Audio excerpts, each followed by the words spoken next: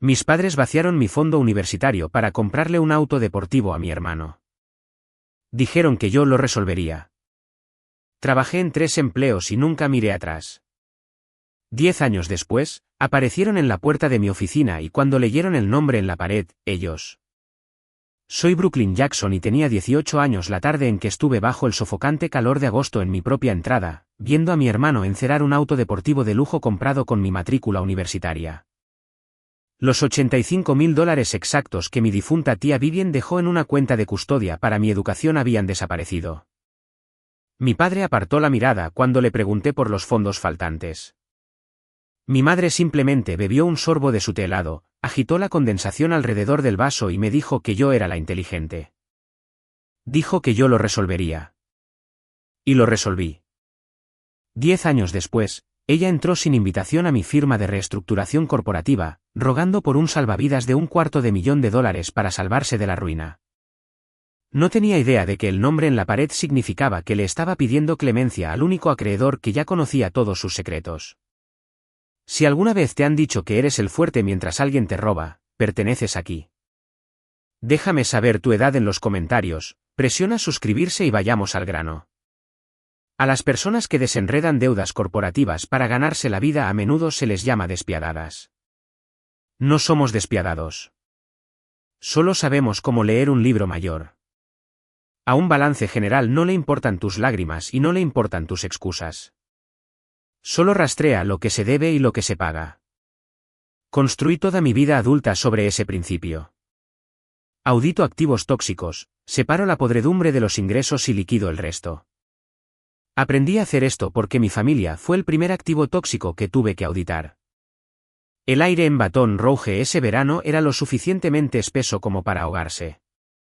Recuerdo estar sentada en la estrecha sala de estar de nuestra casa, con la unidad de aire acondicionado de la ventana traqueteando contra el revestimiento.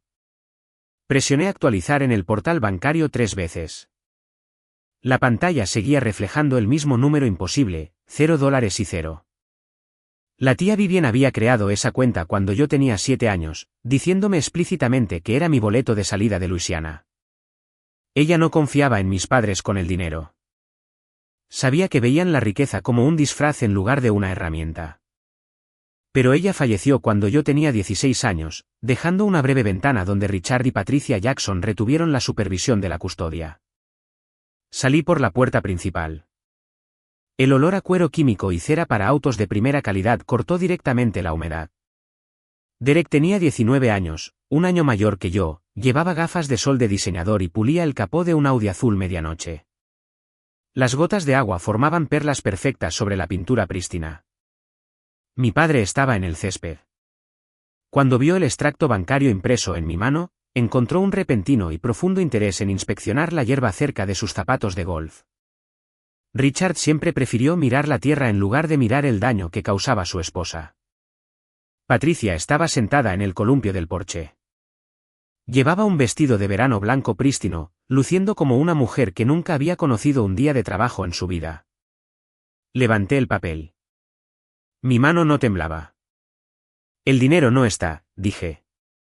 Patricia sonrió con una expresión delgada y ensayada. El hielo tintineó contra su vaso mientras tomaba un sorbo lento y deliberado. Derek tiene una oportunidad real, Brooklyn. Necesita un vehículo confiable para hacer contactos. La imagen de un chico es su moneda en el mundo de los negocios. ¿Sabes lo difíciles que son las cosas para él? Él estaba desempleado y había abandonado el colegio comunitario 2 meses antes. El Audi no era un vehículo para hacer contactos.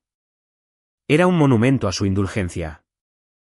Ese era el dinero de la tía Vivian para mi título, dije. Mi madre suspiró, el sonido de una mujer incomodada por un derrame menor. Eres la inteligente, Brooklyn. Siempre lo has sido. Tú lo resolverás. Derek necesita el apoyo en este momento. Miré a Derek. Ni siquiera tuvo la decencia de parecer avergonzado. Sonrió con suficiencia, arrojando la toalla de microfibra sobre su hombro y presionó el control remoto de la llave. El Audi emitió un agudo sonido metálico que bloqueó la puerta de mi infancia. No grité. Gritar requiere una energía que ya no me sobraba. Algo frío y permanente se instaló en mi pecho. Una viga estructural encajando en su lugar. Me di la vuelta, volví a entrar a la casa y comencé a empacar mis cosas. Lo resolví. Trabajé en el turno de noche en un restaurante de 24 horas, sirviendo café a los camioneros. Trabajé en el turno de mañana, acomodando libros en la biblioteca de la universidad. Dormía en mi auto entre clases, comiendo sopa fría de un termo, aprendiendo a sobrevivir con 3 horas de sueño y rencor puro y refinado. Obtuve mis títulos en finanzas y derecho corporativo con honores. Construí una vida de concreto y acero, una carga verificada a la vez. Nunca les pedí un centavo y nunca me ofrecieron uno. Estaban ocupados manteniendo a Derek a flote mientras pasaba de una empresa fallida a otra, quemando su capital para mantener las apariencias. 10 años de silencio es algo hermoso y tranquilo. Supuse que el libro mayor estaba cerrado permanentemente. Entonces, en una lluviosa tarde de martes, el intercomunicador de mi escritorio de caoba zumbó. Mi recepcionista sonaba tensa. Dijo que había 2 personas en el vestíbulo negándose a irse. No tenían cita, pero afirmaban que era una emergencia familiar. Me puse de pie, caminé hacia el panel de vidrio esmerilado de mi oficina en la esquina y miré hacia el área de recepción. Patricia y Richard caminaban de un lado a otro por el piso de mármol. Se veían mayores, frenéticos, cargando la energía desesperada de las personas a las que se les acaba el tiempo. Habían eludido la seguridad, asumiendo que su mera existencia les otorgaba acceso a mi vida. Exigían hablar con el analista financiero que manejaba su archivo. No tenían idea de que habían entrado en la firma de la que yo era dueña. Arreglé las solapas de mi chaqueta de traje, respiré lentamente y abrí la puerta. La auditoría estaba a punto de comenzar. La puerta principal se cerró detrás de mí, silenciando el agudo y metálico pitido de la alarma del Audi. Me quedé en el estrecho pasillo de la casa de mi infancia, con el aire pesado por el olor a maní hervido y popurrí rancio. Mis padres ya habían dejado atrás la conversación. Desde la cocina, podía escuchar el tintineo del hielo contra el cristal mientras mi madre se servía otro vaso de té dulce, tarareando una suave melodía. Mi padre se había retirado a su sillón reclinable, y la televisión se encendió instantáneamente en un torneo de golf. Habían liquidado mi futuro e inmediatamente regresaron a sus rutinas dominicales. Entré a mi habitación y saqué una bolsa de lona descolorida del armario. No doblé mi ropa. La metí a la fuerza, presionando mi peso hacia abajo para obligar a la cremallera a cerrarse. Mis manos estaban firmes, pero mi caja torácica se sentía como un tambor ahuecado. A los 18 años, todavía albergas una esperanza silenciosa y desesperada de que tus padres actúen como padres. Esperas una red de seguridad. Descubrir que la red era en realidad una trampa cambia la arquitectura fundamental de tu mente. Antes de irme, me senté en el borde de mi colchón y abrí la carpeta del banco por última vez. Necesitaba entender la mecánica del robo. La tía Vivian había sido una pragmática, una mujer que poseía una exitosa cadena de ferreterías y confiaba en los números por encima de los sentimientos. Ella vio a través de mis padres mucho antes que yo. Reconoció que Patricia veía el dinero como un disfraz y Richard lo veía como un escudo contra el conflicto. Vivian depositó los $85.000 para asegurarse de que yo pudiera escapar de su órbita. Pero Vivian falleció durante mi segundo año de escuela secundaria. Los fondos estaban bloqueados en una cuenta de custodia bajo la ley de transferencias uniformes a menores. Legalmente, el dinero me pertenecía a mí, pero mi padre, como custodio nombrado, controlaba las finanzas hasta mi 18º cumpleaños. La ley asume que un padre tiene un deber fiduciario hacia su hijo. La ley rara vez toma en cuenta a un hombre que preferiría cometer traición financiera antes que decirle que no a su esposa. Richard había explotado un área gris. Afirmó que el retiro era para gastos familiares que beneficiaban indirectamente a la menor. Vació la cuenta 3 semanas antes de mi cumpleaños, transfiriendo el saldo exacto a un concesionario privado para el auto de lujo de Derek. Un abogado podría haberlo combatido, atándolos en un tribunal testamentario para probar el incumplimiento del deber fiduciario. Pero los abogados requieren anticipos, y yo tenía exactamente $42 en mi cuenta corriente. Mis padres sabían que me faltaba el capital para hacerlos responsables. Confiaban en mi pobreza para garantizar su inmunidad. Me colgué la bolsa de lona al hombro, salí por la puerta trasera y nunca más volví a dormir bajo su techo. Mi madre me dijo que yo era la inteligente. Me dijo que lo resolvería. Esas palabras se convirtieron en el combustible amargo que mantuvo mi motor en marcha cuando mi cuerpo quería colapsar. Lo resolví en el calor sofocante de la cocina de un restaurante cerca de la Interestatal 10. Llevaba un delantal de poliéster manchado de grasa y me blanqueaba las manos hasta dejarlas en carne viva, fregando cafeteras a las 2 de la mañana. Lo resolví, acomodando pesados textos médicos en la biblioteca de la universidad hasta que las luces fluorescentes me quemaron manchas en la visión. Viví en mi sedán usado durante los primeros 3 meses, estacionándome bajo las farolas por seguridad, comiendo sopa enlatada fría mientras memorizaba fórmulas macroeconómicas por el resplandor de una luz del tablero. Vi la vida de mi hermano desarrollarse a través de la pantalla brillante de mi teléfono, una galería digital de indulgencia inmerecida. Derek publicaba fotos agarrando el volante de cuero del Audi, usando relojes caros, etiquetándose en bares exclusivos del centro. Escribía leyendas en sus publicaciones sobre el esfuerzo y el trabajo duro, ajeno a la profunda ironía de que su estilo de vida estaba totalmente subsidiado por mi matrícula robada. Estaba jugando a ser un exitoso hombre de negocios, quemando el capital de mis padres para mantener la ilusión, mientras la hermana a la que robó calculaba si podía permitirse comprar fruta fresca. Esa semana, enterré mi dolor bajo una montaña de ambición. La pobreza elimina tu tolerancia a la ineficiencia. Aprendí a ver las emociones como pasivos. La ira era un costo hundido. El rencor, sin embargo, era un excelente retorno de la inversión. Canalicé cada onza de traición en mis cursos. Me gradué como la mejor de mi clase, especializándome en reestructuración corporativa y deuda en problemas. Aprendí a mirar una empresa en quiebra, identificar la podredumbre tóxica que drenaba los ingresos y estirparla quirúrgicamente. El mundo corporativo lo llama reestructuración.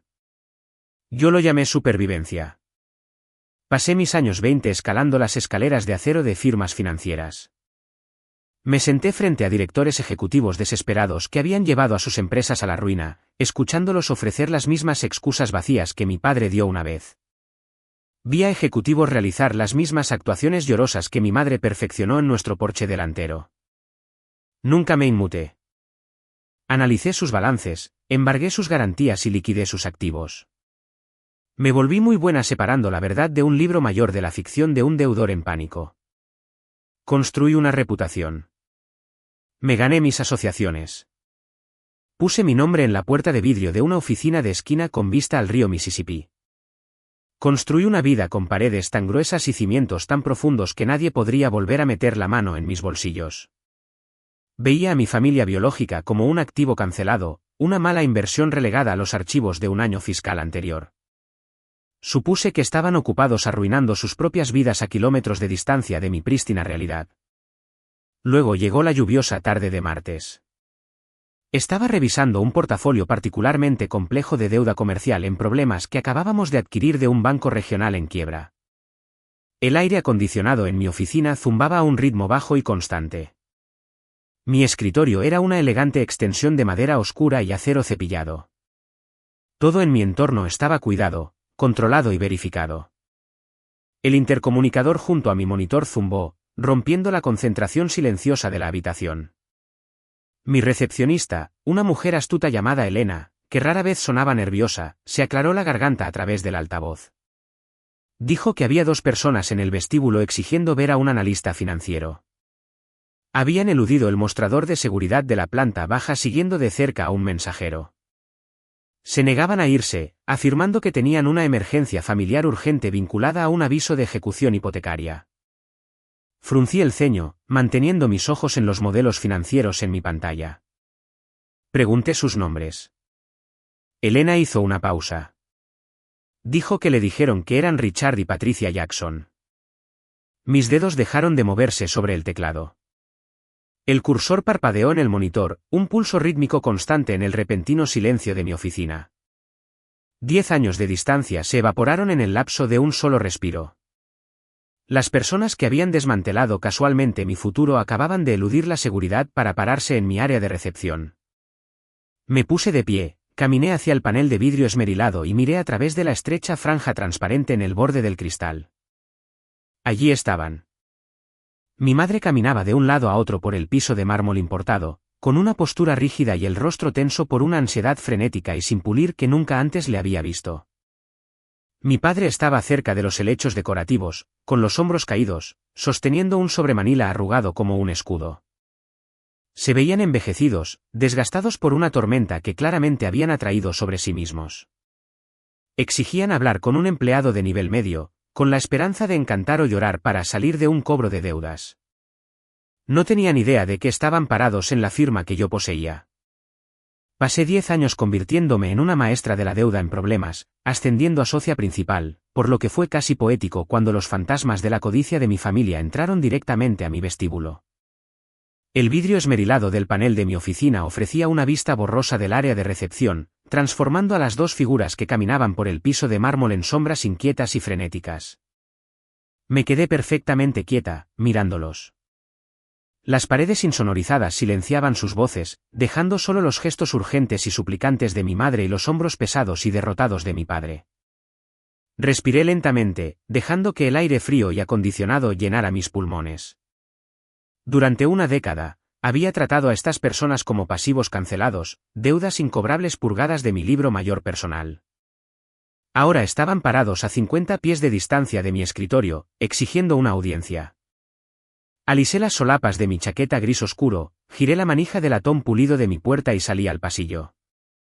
El contraste inmediato entre mi entorno corporativo prístino y su pánico desaliñado fue marcado. Patricia llevaba un traje de lino beige que había visto mejores temporadas, el dobladillo ligeramente deshilachado, su bolso de diseñador desgastado en las esquinas. La pátina de riqueza inmerecida se estaba agrietando. Richard apretaba un sobremanila arrugado contra su pecho como un salvavidas. Estaban acosando a mi recepcionista, Elena, levantando la voz, insistiendo en hablar con el analista de reestructuración asignado a su archivo. Asumieron que Jackson y Hayes era solo otra entidad corporativa sin rostro. Y asumieron que yo era simplemente una empleada de nivel medio ganando un cheque de pago modesto en algún lugar de la ciudad. Elena me miró por encima del hombro de Patricia. Asentí sutilmente. Patricia se dio la vuelta, lista para desatar otra ráfaga de demandas. Las palabras murieron en su garganta, su mandíbula se relajó, sus ojos se abrieron de par en par mientras registraban mi rostro. El color desapareció de sus mejillas, dejándola pálida debajo de su maquillaje cuidadosamente aplicado. Había esperado manipular a un empleado corporativo anónimo. Encontró a la hija que descartó hace 10 años. El silencio en el área de recepción se volvió pesado, espeso, con el peso de una década no reconocida. No di un paso adelante para abrazarlos. No ofrecí una sonrisa reconfortante.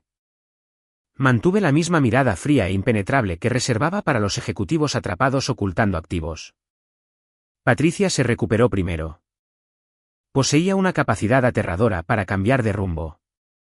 Un rubor calculado regresó a su rostro y sus ojos se llenaron instantáneamente de lágrimas fabricadas. Brooklyn, jadeó, presionando una mano contra su pecho como si estuviera abrumada por la divina providencia. Mi hermosa niña. Hice un gesto hacia una elegante sala de reuniones con paredes de vidrio al final del pasillo.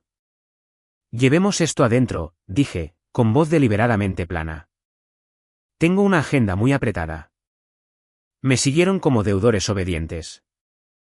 La sala de reuniones era minimalista, con una larga mesa de caoba y sillas ergonómicas de cuero. Tomé el asiento a la cabecera de la mesa. No los invité a sentarse, pero se hundieron en las sillas frente a mí, agotados por su propia ansiedad. Patricia no desperdició ni un segundo. Se lanzó directamente a una rutina teatral que recordaba muy bien de mi infancia. Fue una clase magistral de vulnerabilidad convertida en arma. Se inclinó hacia adelante, juntando las manos, pintando un cuadro trágico de dificultades inesperadas. Derek, su precioso niño, había encontrado una mala racha. Asumió un audaz riesgo empresarial, explicó, con la voz temblorosa de emoción practicada. El mercado se volvió en su contra. Fue un pequeño error financiero, un error de cálculo menor que se convirtió en un problema temporal de flujo de caja. La escuché sin mover un músculo. Cuando Derek rompió la ventana de un vecino a los 12 años, Patricia culpó a una ráfaga de viento repentina. Cuando abandonó la universidad, culpó a los profesores por carecer de visión. Ahora Derek había hipotecado su existencia, y ella estaba culpando a fuerzas abstractas del mercado. Se secó la comisura seca del ojo con un pañuelo de papel, teniendo cuidado de no arruinar su rímel. Habló de la extensa propiedad familiar, el legado de la propiedad, la pura tragedia de perder la casa donde compartimos tantos recuerdos maravillosos. La miré, buscando un rastro de ironía, pero no encontré ninguno. Genuinamente había reescrito la historia en su propia mente. Olvidó la sofocante tarde de agosto en la que me dijo que lo resolviera. Esperaba que yo también lo olvidara. El silencio se prolongó. Mi negativa a ofrecer un asentimiento comprensivo o una palabra reconfortante la puso nerviosa. La actuación no estaba produciendo un dividendo. Patricia tragó saliva y le dio un codazo a mi padre por debajo de la mesa. Richard se aclaró la garganta. Se sentó más derecho, intentando convocar a un fantasma de autoridad paternal. Ignoró la manipulación emocional y fue directo al núcleo transaccional de su visita. Admitió que habían investigado un poco cuando el banco inició los procedimientos. Descubrieron que yo trabajaba en finanzas en Baton Rouge. Asumieron que tenía un trabajo estable y una base financiera sólida. Necesitamos un garante, dijo Richard, negándose a mirarme a los ojos. Necesitamos un préstamo puente comercial para contener al banco y estabilizar la propiedad. $250.000. La demanda aterrizó en la madera pulida entre nosotros. Querían que yo apalancara mi historial crediticio prístino para rescatar al hermano que se alejó conduciendo mi matrícula universitaria. Es solo una firma, intervino Patricia, su tono volviéndose urgente, la dulce capa despegándose para revelar la desesperación debajo. Siempre tuviste una muy buena cabeza sobre los hombros. La familia ayuda a la familia, Brooklyn. Solo necesitamos que firmes como garante. Derek devolverá cada centavo una vez que su nueva empresa despegue. Nos hemos quedado sin opciones. Esperaban que me rindiera. Esperaban que el caballo de batalla confiable e invisible se pusiera el yugo y sacara su carruaje del lodo. Miraron mi traje a medida y no vieron nada más que un recurso esperando ser aprovechado.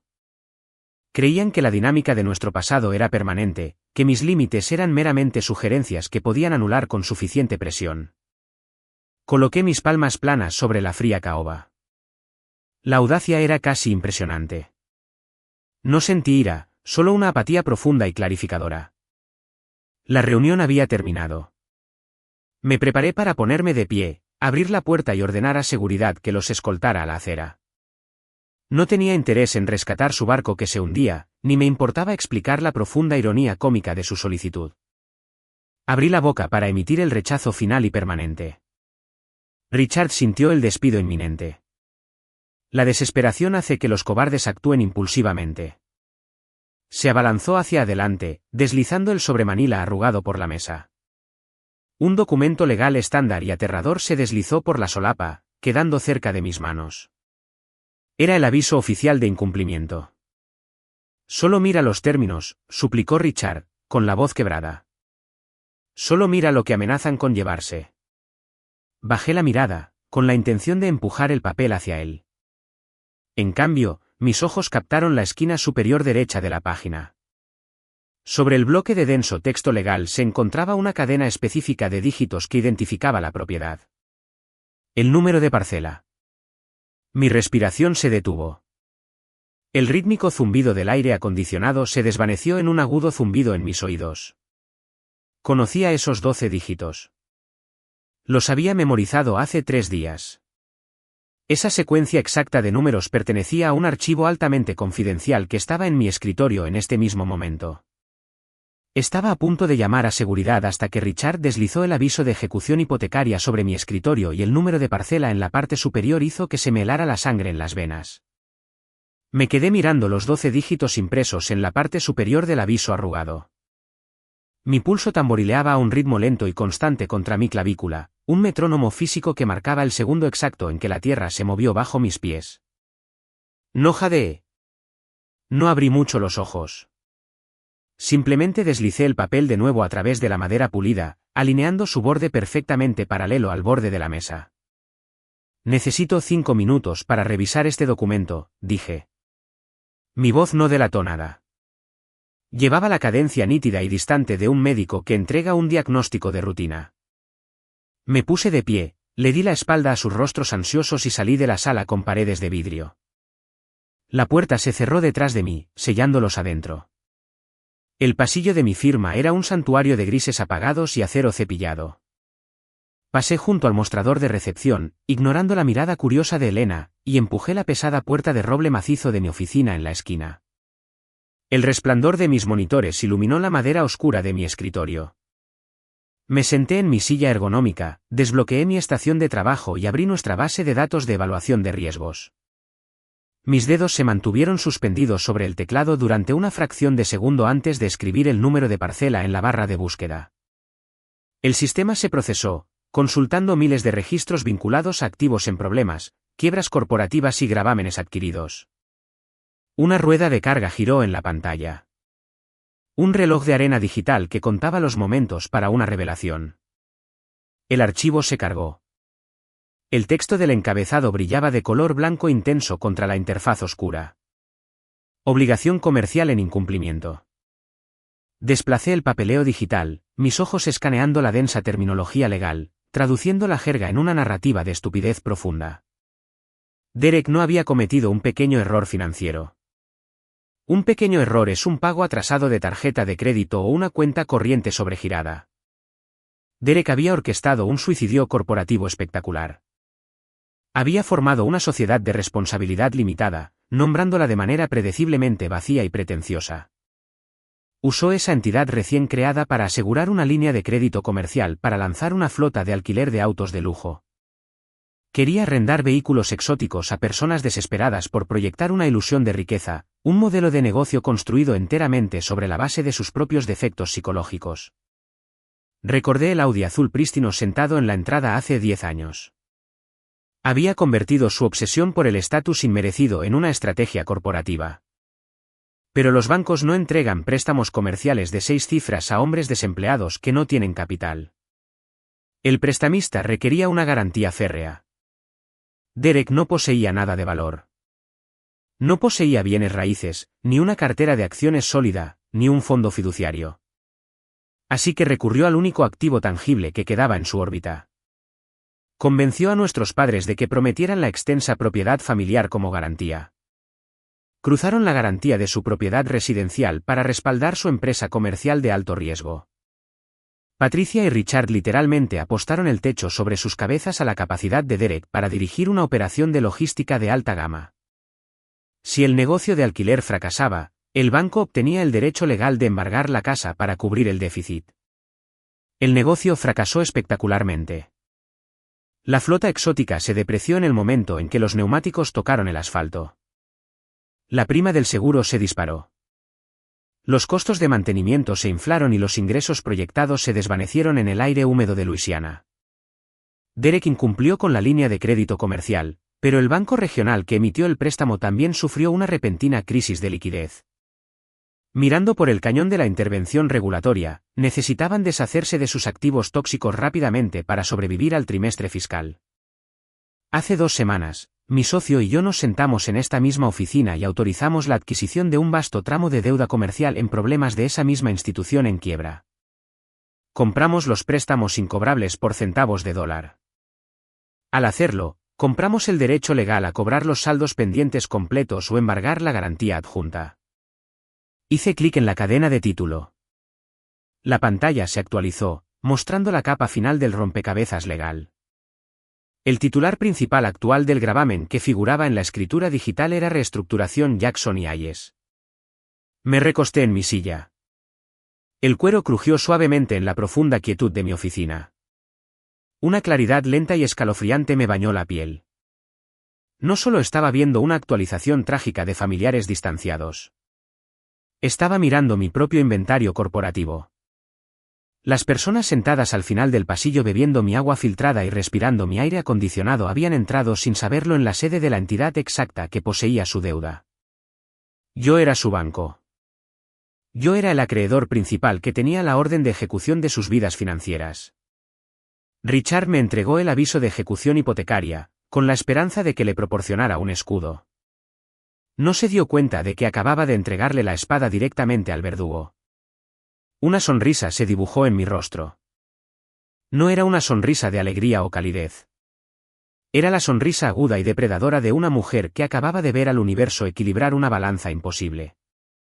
Durante 10 años, confiaron en mi ausencia para mantener su comodidad. Asumieron que el daño que infligieron a una niña de 18 años se había evaporado en el pasado. Ahora, su supervivencia dependía por completo de mi misericordia, y no me quedaba ninguna por dar. Cerré la base de datos, alisé las solapas de mi chaqueta gris oscuro y volví por el pasillo. Miré a través del vidrio esmerilado. Patricia susurraba frenéticamente, gesticulando salvajemente con las manos, mientras Richard miraba inexpresivamente la superficie de la mesa. Parecían ratones atrapados, sin saber que la jaula ya estaba cerrada. Empujé la puerta para abrirla. La conversación murió instantáneamente. 2 pares de ojos desesperados se clavaron en mí, hambrientos de salvación. Miré a Patricia, luego a Richard. Mantuve mi expresión perfectamente neutral, un lienzo en blanco para que proyectaran sus esperanzas. Les dije que había revisado los detalles preliminares del documento. Expliqué que la estructura de la deuda era demasiado compleja para resolverse en una apresurada visita de 10 minutos al vestíbulo. Sugerí que nos reuniéramos más adelante en la semana para discutir los parámetros de un posible arreglo. Patricia exhaló un suspiro de alivio fuerte y dramático, presionando su mano bien cuidada contra su pecho. Richard logró un asentimiento débil y tembloroso. Se pusieron de pie, agradeciéndome profusamente, sus voces goteando de una repentina calidez artificial. Pensaban que yo era su salvavidas ingenuo y confiable. No tenían idea de que acababan de entrar al matadero. Salí y acordé reunirme con ellos para cenar. La noche del viernes descendió sobre Baton Rouge, trayendo una humedad espesa y sofocante que se aferraba al asfalto como una manta de lana húmeda. Dirigí mi sedán hacia el camino circular del asador más exclusivo del distrito del centro. Un letrero de neón brillante proyectaba una cálida luz ámbar sobre el bullicioso puesto de estacionamiento exclusivo. Antes de que pudiera estacionar y entregar mis llaves, el rugido ensordecedor de un motor destrozó la tranquilidad de la noche. Una camioneta modificada y levantada se desvió hacia el carril exclusivo, justo a mi lado. Las llantas cromadas captaban las luces de la calle girando como cuchillas pulidas. La pintura era negra con un acabado de espejo impecable. Esta era una pieza de maquinaria de $90.000. La puerta del lado del conductor se abrió y Derek pisó el pavimento. Llevaba mocasines de diseñador inmaculados y una sonrisa presumida y sin esfuerzo. Su negocio de logística comercial se había derrumbado recientemente en la ruina. Había anclado una deuda impagable al único refugio de sus padres, llevándolos al precipicio mismo de la falta de vivienda. Sin embargo, aquí estaba, lanzando sus llaves al joven empleado mientras usaba un reloj que costaba más que un semestre completo de matrícula universitaria. Vivía en un estado perpetuo de engaño financiero, financiado por el sufrimiento silencioso de las personas que lo rodeaban. El anfitrión del asador me guió a través de un laberinto de mesas de roble oscuro y lujosas cabinas de terciopelo. El aire olía rico y sabroso, una mezcla de chuletón asado, perfume caro y mantequilla derretida. Divisé a mi familia en un área aislada en una esquina. Patricia y Richard se sentaron en un lado, Derek deslizándose en el banco curvo frente a ellos. Un camarero con un impecable delantal blanco ya estaba sirviendo una tercera ronda de bourbon de reserva. Habían abierto una cuenta a mi nombre antes de que yo siquiera cruzara el umbral, asumiendo que mi billetera estaba tan abierta como sus exigencias. Tomé el último asiento vacío. Nadie me saludó.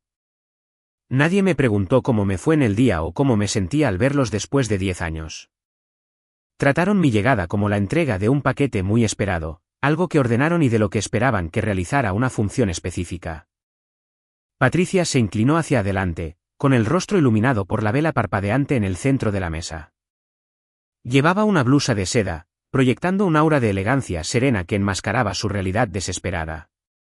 Ignoró cualquier pequeña charla cortés e inmediatamente comenzó a sentar las bases psicológicas de su demanda. Adoptó un tono de orgullo maternal, una frecuencia asquerosamente dulce diseñada para desarmar y confundir. Estamos muy orgullosos de la mujer en la que te convertiste, dijo, agitando su cóctel con un agitador plateado. Lo estábamos hablando en el camino hacia acá. Ver tu éxito, tu hermosa oficina, el traje a medida que llevas ahora mismo. Prueba que tomamos la decisión correcta hace todos esos años. Tomé la pesada servilleta de lino y la desdoblé sobre mi regazo. No hablé. Dejé que tejiera su propia trampa. Algunos niños necesitan ser mimados, continuó Patricia, haciendo un gesto vago hacia Derek, quien estaba ocupado masticando un trozo de pan de cortesía. Pero sabíamos que poseías agallas. Sabíamos que, si te obligábamos a valerte por ti misma, estarías a la altura de las circunstancias. Te empujamos a tener éxito, Brooklyn. Hacerte resolver tu propia matrícula fue amor duro. Forjó tu carácter.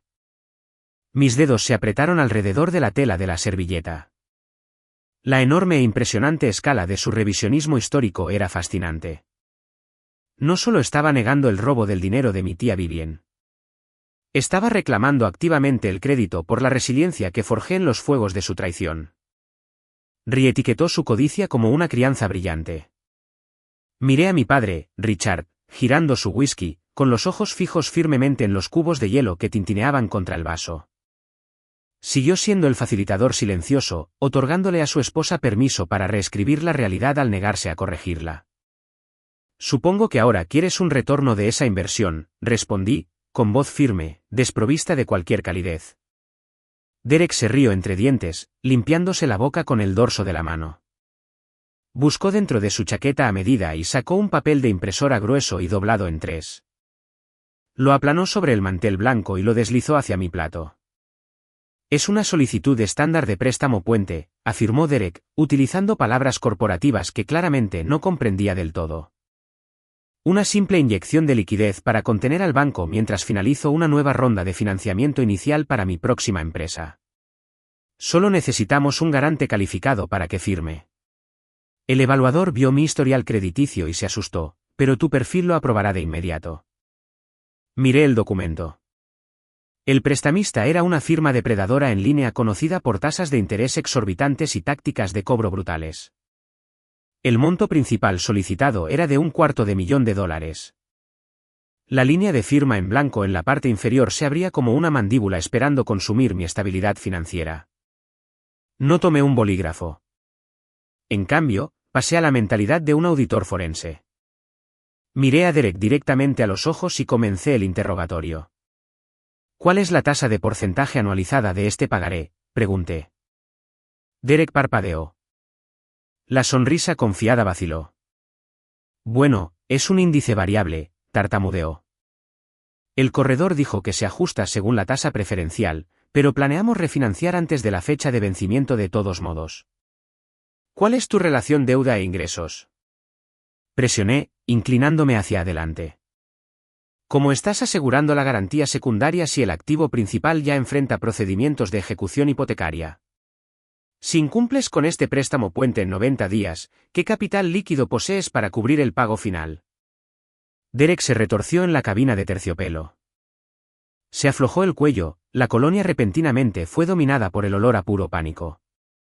Miró a Richard en busca de ayuda, pero nuestro padre no ofreció nada. Derek no poseía respuestas porque no poseía una verdadera perspicacia comercial. Era un fraude que vestía un traje caro y jugaba un juego de alto riesgo con dinero de monopolio.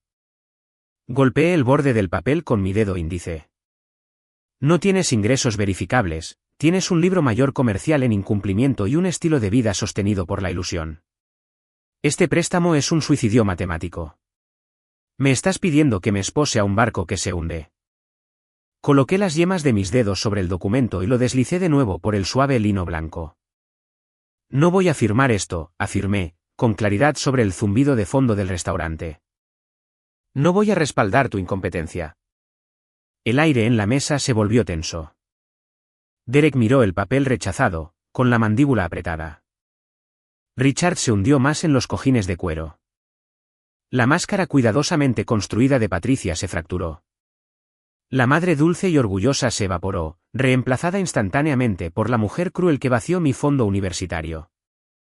Sus ojos se estrecharon en rendijas oscuras y llenas de odio, su pecho subía y bajaba. ¿Cómo te atreves a sentarte ahí y juzgarnos? Siseó Patricia, su voz elevándose por encima de un susurro cortés, atrayendo miradas de las mesas vecinas. Después de todo lo que hicimos por ti, después de los sacrificios que hicimos para poner un techo sobre tu cabeza cuando eras niña. La familia ayuda a la familia. Tu hermano te necesita, y nos estás arrojando tu éxito mezquino a la cara. Tú no sacrificaste nada, respondí de manera uniforme. Robaste mi base para comprarle sus juguetes. Patricia jadeó, su rostro sonrojándose de un color carmesí profundo. Golpeó ambas manos contra la mesa en una rabieta repentina y furiosa. La pesada mesa de roble se estremeció. Su movimiento repentino golpeó el tallo de su copa de vino.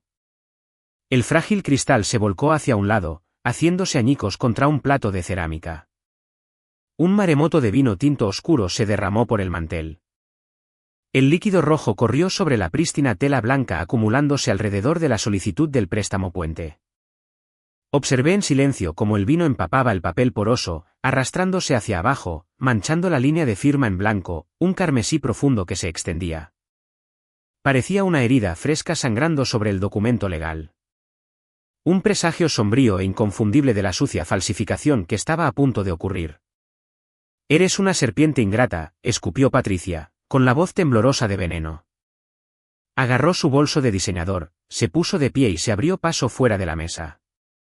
Richard se puso de pie rápidamente, arrojando un puñado de billetes de $20 arrugados sobre la mesa antes de perseguir a su furiosa esposa. Derek se demoró una fracción de segundo. Me lanzó una mirada de puro y absoluto resentimiento, luego se dio la vuelta y siguió a sus padres hacia la salida. Me senté sola en la tranquila esquina, escuchando cómo el ruido ambiental del asador volvía lentamente a la normalidad. Un camarero apareció a mi lado, sosteniendo una toalla blanca, disculpándose profusamente por el cristal roto y el vino derramado. Le dije que estaba bien. Le pedí que limpiara el desastre y me trajera la cuenta. Comenzó a limpiar el charco carmesí. Bajé la mirada hacia el centro de la mesa. El cristal destrozado permanecía, el mantel empapado permanecía, pero la solicitud del préstamo puente manchada de vino había desaparecido.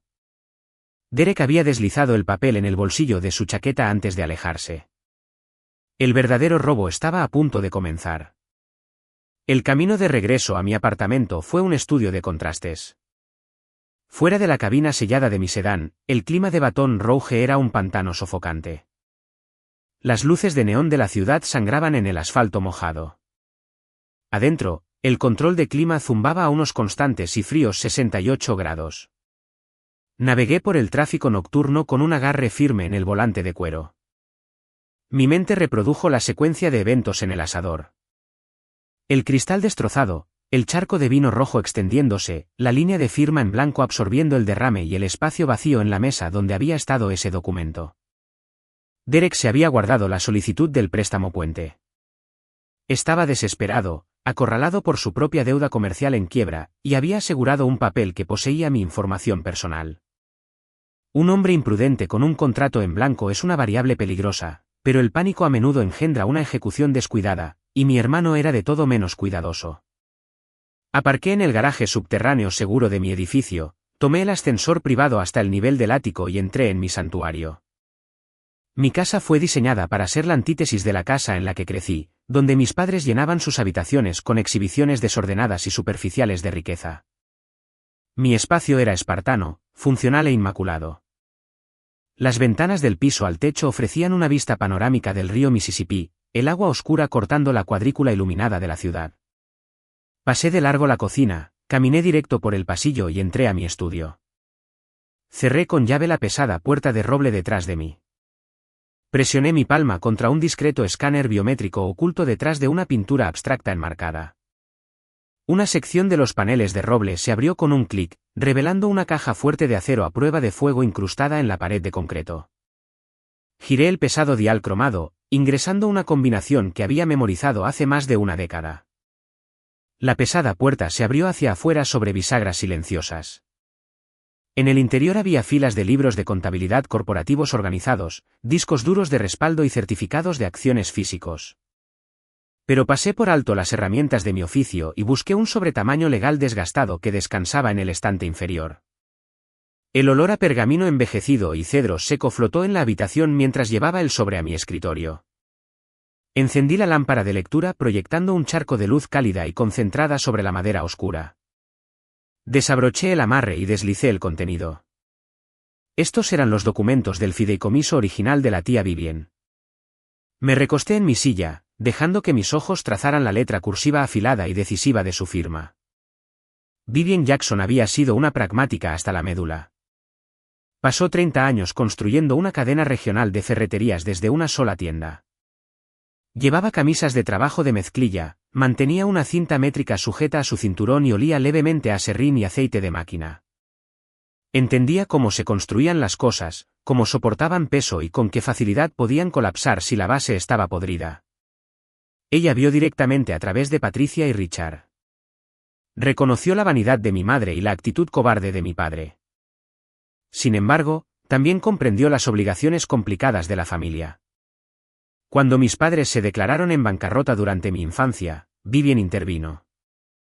Compró la extensa propiedad de 5 habitaciones que ocupaban actualmente y se la regaló, evitando que nuestra familia terminara en la calle.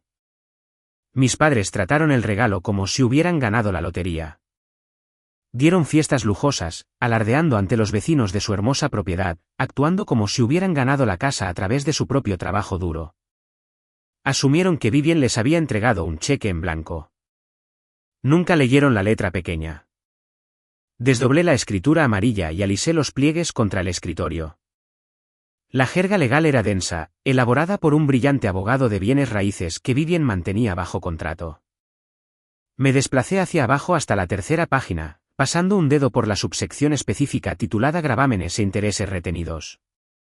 Vivien había transferido los derechos de superficie y la estructura física a Richard y Patricia, pero utilizó una peculiaridad específica de la ley de propiedad de Luisiana.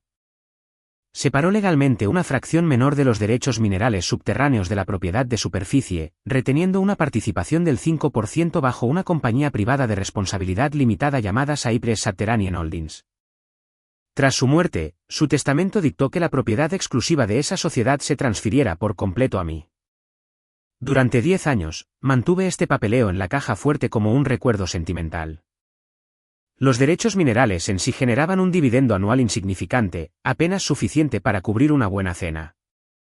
Veía el documento como un recuerdo de la única familiar que genuinamente se preocupaba por mi futuro, una conexión silenciosa con la mujer que trató de comprar mi escape de la pobreza.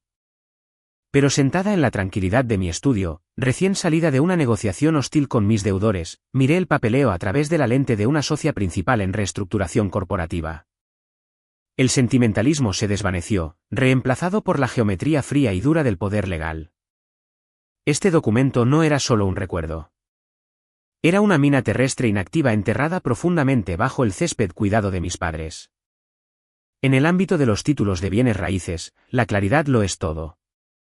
Si un propietario desea vender una propiedad o si intenta asegurar una nueva hipoteca o si una entidad comercial intenta refinanciar un activo de garantía cruzada, el título no debe tener gravámenes. Un evaluador ordenará una búsqueda exhaustiva de registros públicos. Esa búsqueda invariablemente descubrirá a Cypress Subterranean Holdings. Ninguna compañía de seguros de título de buena reputación autorizará una transacción sobre esa propiedad sin que cada propietario fraccionario firme un permiso. Mis padres creían que eran dueños de su reino libremente. Derek creía que podía aprovechar la casa para rescatar su fallido negocio de alquiler de autos exóticos. Estaban jugando un juego de alto riesgo en un tablero que en realidad no controlaban. Estaban intentando maniobrar un activo que estaba anclado legalmente a mi firma. No podían vender. No podían transferir la escritura. No podían asegurar una nueva ronda de financiamiento tradicional. Sin mi consentimiento explícito y notariado, su extensa propiedad era un activo congelado. Tracé la firma de Vivien con la punta de mi dedo índice. La tinta azul descolorida pero firme. Un profundo sentido de gratitud me invadió. Vivien había fallecido antes de que mis padres vaciaran mi cuenta de matrícula, pero había pasado sus últimos años construyendo un escudo póstumo para mí. Sabía que eventualmente destruirían su propio refugio, y se aseguró de que yo tuviera las llaves cuando finalmente cambiaran las cerraduras. El antiguo reloj de latón en mi estantería marcaba un ritmo constante. Se acercaban las 2 de la mañana. La adrenalina de la emboscada en el asador se había desvanecido en un enfoque tranquilo y metódico.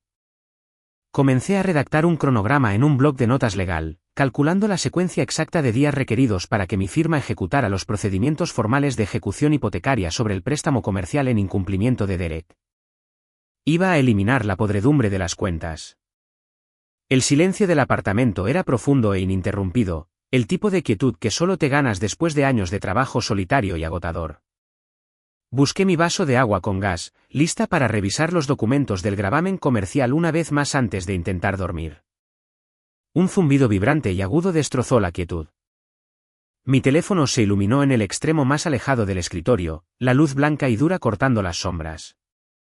No era un mensaje de texto ni un correo electrónico nocturno. Era una notificación automática del servicio de monitoreo de crédito de primer nivel que mantenía para mis cuentas personales. Dejé el vaso de agua. Levanté el dispositivo y desbloqueé la pantalla. La notificación mostraba una alerta de alta prioridad. Se acababa de ejecutar una consulta exhaustiva contra mi número de seguro social. Una solicitud de transferencia comercial acelerada se estaba procesando activamente a través de un portal secundario de préstamos de alto riesgo. Pensé que los derechos minerales eran solo un pedazo de nostalgia hasta que mi teléfono zumbó a las 2 de la mañana con una alerta de crédito acelerada que me decía que Derek estaba tratando de robar mi identidad. La luz blanca y dura de la pantalla del teléfono cortó las tenues sombras de mi estudio. Sostuve el dispositivo en la palma de mi mano, mirando la alerta de alta prioridad de mi servicio de monitoreo de crédito. El texto era breve, desprovisto de emoción, una cadena de datos estéril que transmitía una profunda traición. Se acababa de registrar una consulta exhaustiva contra mi número de seguro social. Una solicitud de transferencia comercial acelerada se estaba procesando activamente. Miré el nombre de la institución que originaba el proceso. Financiación Rápida Meridian. Este no era un establecimiento bancario tradicional. No operaban desde vestíbulos de mármol con oficiales de préstamos corteses y estrictos comités.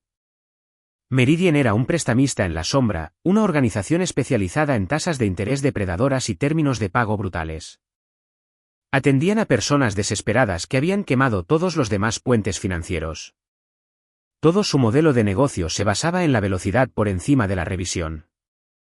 Si un solicitante poseía un puntaje de crédito excepcional, Meridian eludía las verificaciones de activos estándar y realizaba transferencias de efectivo dentro de las 72 horas.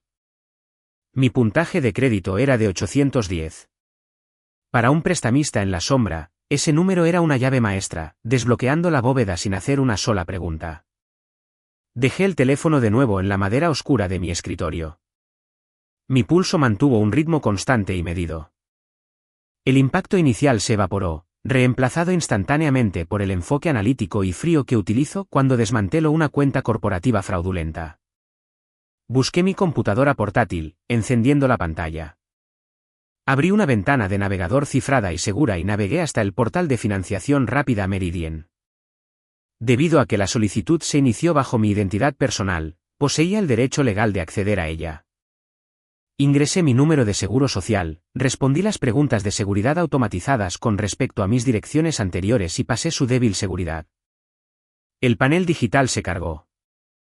Una barra de estado parpadeó en verde en la parte superior de la pantalla. Solicitud pendiente de revisión final. Hice clic en la pestaña de documentos adjuntos. Un solo archivo digital estaba en la cola etiquetado como el acuerdo del garante principal. Descargué el archivo, lo abrí en mi monitor secundario y acerqué el zoom en las páginas escaneadas. La imagen digital era innegable.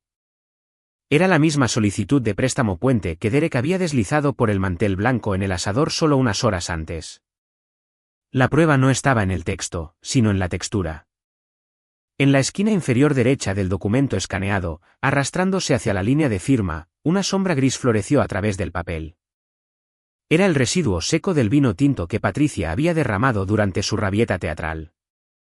Me acerqué al monitor, examinando la tinta que ocupaba la línea en blanco. Derek ni siquiera se había molestado en practicar. La falsificación era un intento torpe y desesperado de imitar mi letra. No logró capturar los ángulos agudos y decisivos de mis letras mayúsculas. Los trazos de la pluma eran gruesos y pesados, revelando la vacilación y el miedo de la mano que sostenía el bolígrafo. Había presionado demasiado, dejando marcas oscuras que se traducían claramente incluso a través de un escáner digital. Me desplacé a la segunda página del acuerdo. El formulario requería una referencia de carácter secundaria y una verificación de residencia principal. Patricia Jackson aparecía justo ahí en blanco y negro. Su firma descansaba pulcramente en la línea de puntos, su cursiva, respaldando orgullosamente el robo de identidad. Toda la escena en el restaurante encajó en un enfoque agudo y escalofriante. La cena nunca fue una negociación. Fue una distracción coordinada. Patricia había adoptado el papel de la madre herida y ofendida para llamar mi atención, intensificando la discusión hasta que intencionalmente tiró su copa de vino. Creó una distracción caótica y desordenada, lo que le dio a Derek la ventana precisa que necesitaba para deslizar la solicitud en su chaqueta a medida. Me dejaron sentada sola en la mesa, pagando por su bebida costosa, mientras se apresuraban a regresar al apartamento de Derek para cometer un delito federal. Me recosté en mi silla de cuero, dejando que la audacia pura e impresionante de su plan me invadiera. Necesitaba analizar el flujo financiero para comprender completamente la profundidad de su engaño. Busqué mi bloc de notas amarillo y un bolígrafo. Dibujé un círculo etiquetándolo como Derek. Derek le debía a mi firma de reestructuración, Jackson y Hayes, $400,000 por su arruinada flota de autos de lujo. Manteníamos el derecho sobre la propiedad familiar. Para evitar que ejecutáramos la hipoteca, necesitaba dinero inmediato. Robó mi identidad para asegurar $250,000 de financiación rápida a Meridian. Planeaba tomar ese dinero robado y transferirlo directamente a Jackson y Hayes para pagar la deuda comercial. Dibujé una línea conectando los puntos, completando el círculo. Mi hermano estaba robando mi futuro para pagar mi propia cuenta corporativa. Estaba intentando usar mi crédito para satisfacer una deuda que me debía a mí. Todo sin darse cuenta de que yo me sentaba en ambos lados de la transacción. Literalmente estaban tratando de robarme para pagarme. Una risa silenciosa escapó de mis labios. El absurdo estructural del plan era un testimonio de su analfabetismo financiero. Veían el dinero como magia, asumiendo que podían mezclar números en una pantalla sin que las matemáticas los alcanzaran. El protocolo estándar para cualquier víctima de robo de identidad es la contención inmediata. La mayoría de las personas congelarían sus reportes de crédito en cuestión de segundos. Llamarían a la policía local, presentarían un informe y enviarían un mensaje de texto furioso a los familiares infractores. Cortarían relaciones y exigirían una disculpa. Esa es la hora de los aficionados. Si cancelaba la solicitud ahora, la amenaza se disiparía, pero las consecuencias seguirían siendo superficiales. Derek afirmaría que cometió un error administrativo menor. Culparía a un corredor deshonesto o a un malentendido. Patricia lloraría, afirmando que firmó el papel de referencia sin leerlo.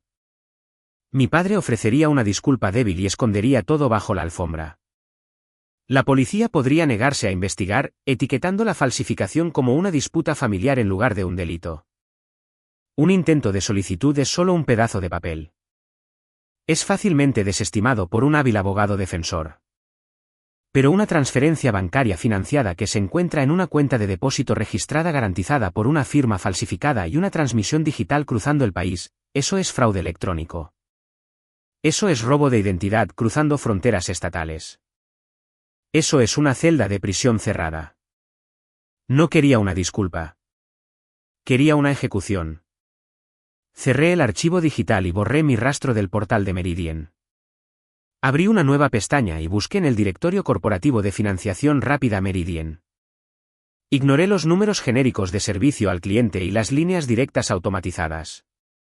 Utilicé mis credenciales de la industria para localizar la extensión directa y privada de su departamento interno de gestión de riesgos y prevención de fraude. El antiguo reloj de mi estantería marcaba las 2:45 de la mañana. Las oficinas financieras de la costa este abrirían en unas pocas horas. Levanté mi teléfono, marcando la secuencia específica de números, preparando las palabras exactas que necesitaba usar. Si quieres atrapar un parásito, no cortas el hilo de pescar. Dejas que se traguen el anzuelo. Llamé al departamento de fraude de los prestamistas y pedí un favor muy específico y silencioso. La luz del sol cortó a través de las ventanas de mi oficina en la esquina, proyectando patrones geométricos brillantes a través de la madera oscura de mi escritorio. La mañana de Baton Rouge ya estaba espesa de calor, pero dentro de Jackson y Hayes, el ambiente seguía perfectamente calibrado. Estaba sentada en mi silla de cuero, tomando un sorbo lento de café. La trampa estaba lista. Mi conversación nocturna con el director de gestión de riesgos en financiación rápida Meridian había producido un acuerdo muy específico. Les proporcioné mis datos de identificación auténticos. Acordaron marcar el préstamo puente fraudulento en su sistema interno, pero empujaron la solicitud a través de las fases finales, bloqueando las firmas falsificadas y las huellas digitales en un archivo federal permanente. El silencio de mi mañana se rompió por el sonido de mi teléfono celular. Miré la pantalla. Patricia Jackson. Dejé que sonara 3 veces, permitiendo que la anticipación creciera antes de tocar la pantalla para aceptar la llamada. No ofrecí un saludo. Buenos días, Brooklyn. Mi madre cantó en el teléfono. Su tono goteaba de una dulzura artificial. Era la voz que usaba cuando organizaba almuerzos en el vecindario, una actuación vocal diseñada para proyectar una superioridad. Estoy entrando a una reunión, respondí, con voz plana. Dime cuál es la emergencia. Oh, no hay emergencia, dijo Patricia, con una suave risa teatral que se escuchaba a través del altavoz. Llamo con maravillosas noticias. Solo queríamos hacerte saber que puedes descartar ese papeleo que te mostramos en el restaurante. Ya no requerimos tu ayuda. Me recosté en mi silla, contemplando el río Mississippi. Guardé silencio, permitiéndole llenar el vacío. Las personas desesperadas por validación desprecian el silencio. Derek finalizó un acuerdo esta mañana, continuó, incapaz de contener su satisfacción. Utilizó esas conexiones que siempre descartaste.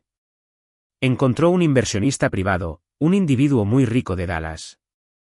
En realidad, un multimillonario que busca diversificar sus inversiones con bienes raíces de lujo. Levanté una ceja. ¿Un multimillonario? Sí, dijo Patricia, con su orgullo evidente. Está comprando la propiedad a través de una compañía privada. Él pagará la deuda de Derek y acordó alquilarnos la casa a tu padre y a mí por un precio bajo. Es una estrategia brillante. Derek organizó todo el arreglo. Te dije que su visión para los negocios daría resultados. Fuiste tan rápida en juzgarlo, Brooklyn. Estabas tan ansiosa por vernos fracasar. Hizo una pausa, esperando mi reacción. Quería que me sintiera mal. Quería que la hija que construyó una firma corporativa de la nada se sintiera inferior por el hijo que tropezó con un rescate milagroso. Me alegra que hayas encontrado una solución, dije. Dime el nombre de esta compañía. Apex Elite Ventures, declaró, tratando el nombre inventado como un título real. Están transfiriendo los fondos a la agencia la próxima semana. Disfruta tu día en la oficina, querida. La línea se cortó. Colgó, saboreando su supuesta victoria. Dejé el teléfono.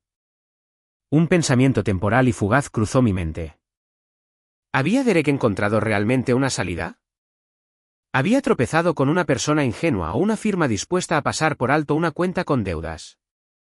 Era una posibilidad remota, una distracción nadando a través de su incompetencia financiera. Me volví hacia mis 2 monitores. Abrí el portal digital del gobierno de Luisiana. La interfaz era lenta, una reliquia de la infraestructura gubernamental envejecida. Navegué hasta la base de datos comercial y escribí Apex Elite Ventures en la búsqueda. El sistema procesó la consulta, mostrando un solo resultado. Hice clic en el documento. La empresa no fue formada por un multimillonario de Dallas. Fue creada exactamente hace 4 días. El agente registrado figuraba bajo un servicio legal genérico, una táctica común para ocultar a los dueños. Pero el verdadero defecto fatal en el plan de Derek era su pereza. Al presentar los documentos, necesitaba incluir una dirección postal física. Miré la dirección impresa en la pantalla. Era el apartamento número 402 en un complejo en Metairie. No necesité investigar esa dirección. Ya la conocía. Recordé haber visto esa misma calle impresa en el seguro de la camioneta de $90.000 que Derek condujo al asador. No había un salvador de dinero. No había un multimillonario de Texas. Toda la historia era una mentira diseñada para inflar el ego de mi madre y mantener a mi padre tranquilo.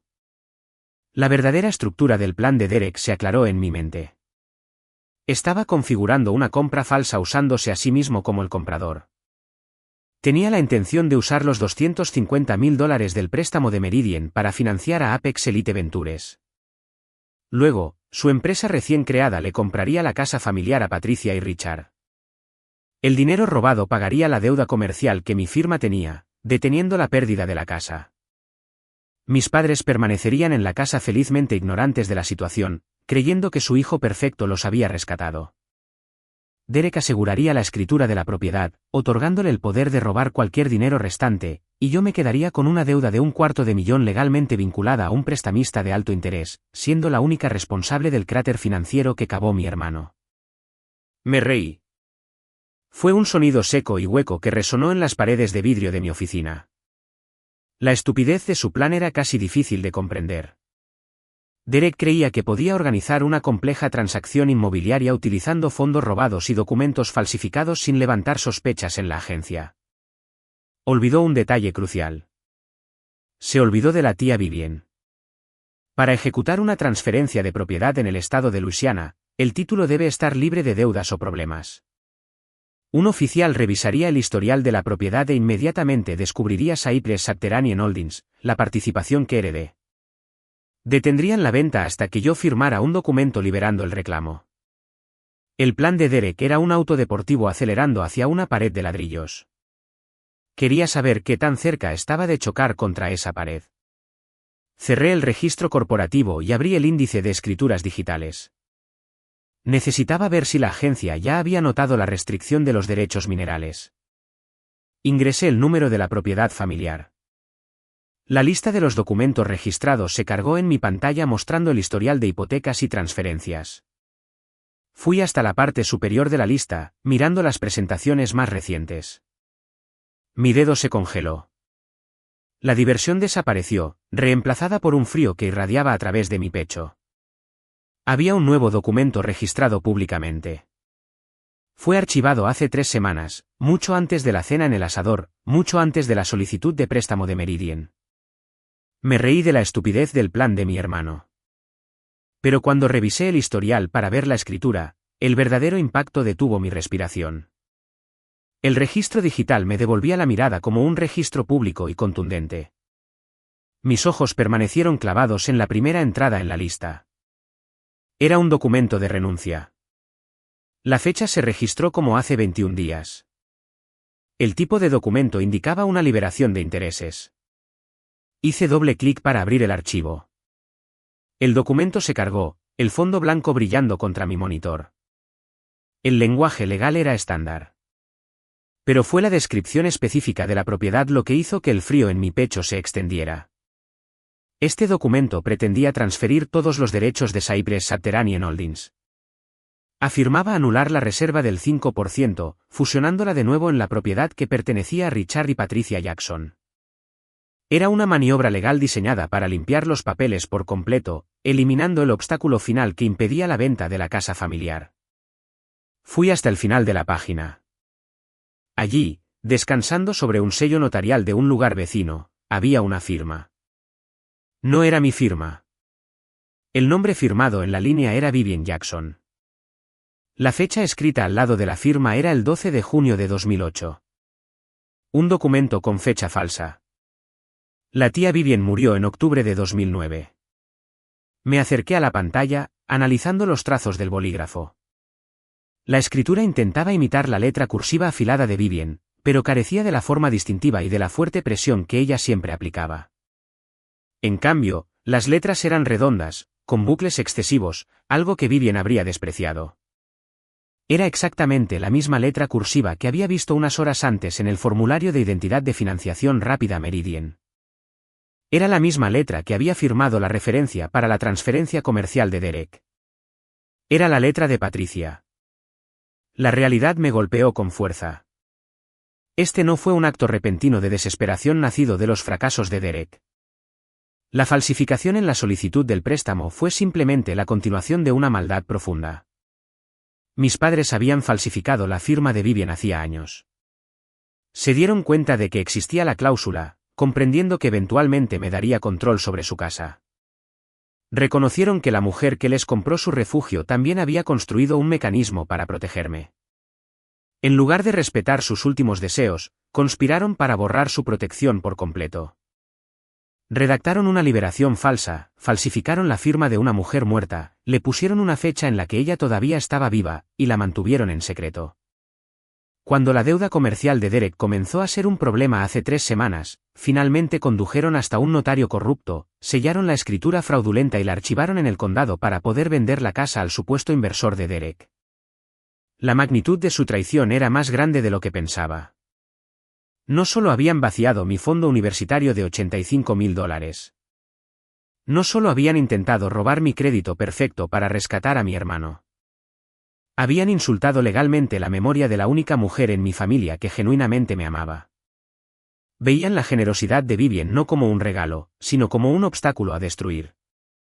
Durante 10 años, había mantenido una distancia clínica con mi familia. Los veía como un problema tóxico. Creía que mi falta de emoción era mi armadura. Pensé que me había vuelto insensible a su crueldad.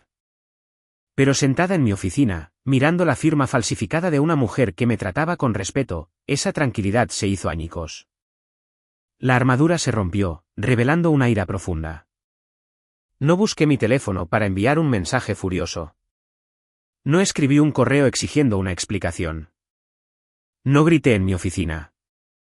Los gritos son tácticas de los débiles. La furia es una energía que se apaga rápidamente. La verdadera ira calcula los puntos débiles de un enemigo y los destruye sistemáticamente. Ya no me interesaba simplemente bloquear un préstamo o recuperar una deuda. Iba a destruir toda su realidad. Guardé la escritura falsa en mi computadora. Abrí una nueva carpeta en mi escritorio, etiquetándola como evidencia financiera estatal. Puse el documento falso en la carpeta, colocándolo junto a la solicitud del préstamo de Meridian y los registros informáticos que rastreaban el fraude electrónico de Derek. Los delitos ahora involucraban a todos. Patricia había cometido falsificación y perjurio. Derek estaba intentando fraude electrónico y robo de identidad. Richard, al sentarse en silencio mientras su esposa falsificaba registros públicos de una casa de la que era dueño, era legalmente cómplice de fraude inmobiliario. Llamé al abogado principal de nuestra firma. Respondió rápidamente. Le di instrucciones para que preparara un aviso inmediato de ejecución hipotecaria para la deuda asociada a la propiedad de los Jackson. Les dije que ignoraran los periodos de gracia y prepararan los documentos de inmediato. No íbamos a negociar. Íbamos a tomar la casa. Colgué el teléfono. Volví a la realidad de la habitación, el zumbido del aire acondicionado, el sonido de una sirena en las calles. Mi mente era una máquina perfectamente alineada, procesando los eventos que terminarían en su ruina pública. La pantalla de mi teléfono se iluminó. La llamada mostraba el nombre de Patricia. Dejé que sonara, considerando si debía contestar. Necesitaba mantener la ilusión, permitiéndoles avanzar hacia el abismo sin darse cuenta de que no había salida. Toqué la pantalla y me llevé el teléfono a la oreja. Hola, dije, manteniendo un tono neutral. Tenía que llamarte, dijo Patricia con emoción falsa. Sé que estás ocupada, pero no me pude resistir a compartir el momento. El inversor se está moviendo rápido. Apex Elite Ventures envió a su tasador. Está caminando por la sala en este momento. Hizo una pausa, asegurándose de que yo notara su victoria. Quería que supiera que mientras yo estaba en mi oficina revisando documentos, ella estaba salvando la casa familiar. Está finalizando la revisión para cerrar el trato la próxima semana, continuó Patricia, con la voz llena de triunfo. Vamos a celebrar esta noche. Esto demuestra, Brooklyn, que cuando realmente crees en la familia, el universo provee un camino. Miré la firma falsificada en mi monitor. El universo no había provisto un camino. Yo había provisto al tasador. Mi teléfono sonó. Era Patricia alardeando de que el tasador estaba en la casa. Agarré las llaves de mi auto de mi escritorio y salí de la oficina sin decirle una palabra a mi recepcionista. El viaje desde el distrito comercial hasta la casa de mis padres tomó exactamente 22 minutos. La ruta seguía el río antes de entrar en los vecindarios donde el dinero viejo y las deudas nuevas convivían. El sol del mediodía de Luisiana caía sobre el techo de mi auto, calentando la calle. Dentro del vehículo, el control de clima funcionaba, pero mis manos en el volante estaban completamente entumecidas. Giré en su calle. La propiedad familiar estaba al final de la calle, una gran casa de ladrillos de 2 pisos rodeada de plantas y árboles. Desde afuera, proyectaba una imagen de riqueza y estabilidad. Pero mi ojo entrenado vio la falta de mantenimiento. Noté el techo en mal estado, la pintura cayéndose y las grietas en el camino de entrada. La fachada se estaba cayendo, igual que la realidad financiera de las personas adentro. La camioneta negra de Derek estaba estacionada en el pasto, una muestra de sus prioridades equivocadas. A su lado descansaba un auto gris, el vehículo del tasador. Caminé hacia la puerta, con mis tacones haciendo un ruido constante. No toqué el timbre. Abrí la pesada puerta de madera. La entrada olía a cítricos y perfumes caros, un intento de ocultar el olor a encierro y desesperación. La casa estaba en silencio, excepto por la voz actuada de mi madre en la sala de estar. Entré y observé la escena. Patricia estaba parada cerca de la chimenea con un vestido elegante que sugería que estaba en un evento exclusivo en lugar de una transacción desesperada. Su cabello estaba perfectamente arreglado. Sostenía una jarra de cristal llena de limonada, sirviendo un vaso. Al otro lado de la habitación estaba un hombre con ropa de trabajo. Sostenía un dispositivo de medición en una mano y una tableta en la otra. Estaba tomando medidas, escribiendo datos. Sabía que su nombre era David. Era uno de los expertos contratados exclusivamente por Reestructuración Jackson y Hayes. Se especializaba en evaluar propiedades en problemas para nuestro departamento. Patricia no conocía al jefe real de David. Creía que era un enviado de Apex Elite Ventures, la empresa falsa que Derek había inventado. Brooklyn. Patricia dijo al verme, con una gran sonrisa. Dejó la jarra en una bandeja. Tenía el presentimiento de que podrías pasar por aquí. Caminó hacia mí, con las manos extendidas. Asumió que yo había ido a admitir mi derrota. Pensó que la noticia del inversor multimillonario me había demostrado que estaba equivocada. Quería que yo viera su victoria. Ignoré sus manos y caminé hacia adentro. Solo estoy aquí para observar el proceso, dije en tono normal. Patricia se arregló el vestido, sin molestarse por mi frialdad.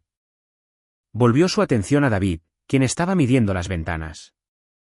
Estamos muy emocionados con la rapidez de Apex Elite, anunció Patricia en voz alta para que yo escuchara. Derek es muy bueno para los negocios. Se conectó con inversores en Dallas y vieron el valor de esta casa. Están asegurando los papeles, pagando las deudas menores y permitiéndonos quedarnos. Es perfecto. David asintió cortésmente, mirando su tableta. Sí, señora, murmuró, con una respuesta automática de profesional. Patricia tomó el vaso de limonada y se lo ofreció a David. Él lo rechazó, diciendo que las reglas de la empresa no permitían aceptar bebidas trabajando. Patricia se molestó un segundo, pero recuperó su sonrisa. Se volvió hacia mí, ofreciéndome otro vaso. Supongo que puedes tomar este, ofreció, con lástima falsa. Sé que debe ser difícil para ti ver a tu hermano tener éxito tan fácil después de que lo criticaste tanto, pero la familia perdona. Estamos dispuestos a olvidar el pasado ahora que estamos seguros. Acepté el vaso.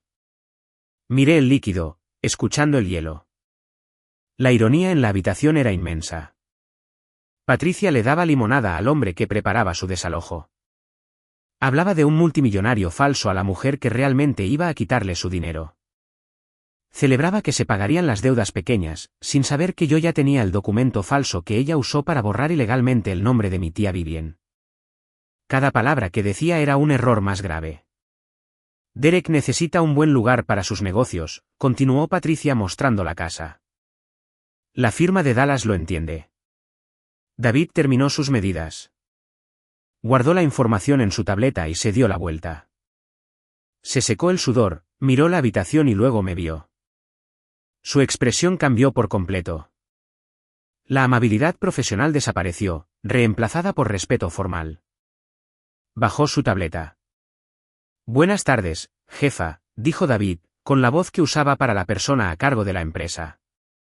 No sabía que estaba inspeccionando este lugar en persona.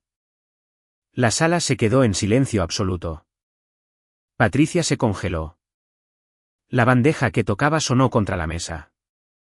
Su sonrisa seguía en su rostro, pero miraba rápidamente entre David y yo, tratando de entender. Su cerebro no podía procesar lo que escuchaba. Oh, dijo Patricia con una risa nerviosa. ¿Ustedes dos se conocen del centro? El mundo es muy pequeño. Tomé un sorbo lento de agua. Miré a mi madre, viendo cómo luchaba por mantener su mentira. Nos vemos en ciertos trabajos, respondí con calma. David hace muy bien su trabajo. David asintió, notando la tensión, pero entrenado para ignorar los problemas personales en el trabajo. Subiré el informe final a su sistema seguro mañana por la mañana, me dijo directamente a mí. La estructura de la casa está bien, pero el mal estado del techo y del sistema de climatización bajará el valor de la propiedad. Patricia parpadeó al escuchar esas palabras. Pero los inversores de Apex pagarán mucho más, interrumpió levantando la voz. Derek negoció un gran precio. David la miró confundido y luego me miró a mí buscando una explicación. Le hice un pequeño gesto con la cabeza. Entendió, miró su tableta y fue al comedor para seguir midiendo. Patricia se quedó cerca de la chimenea. Su respiración era rápida.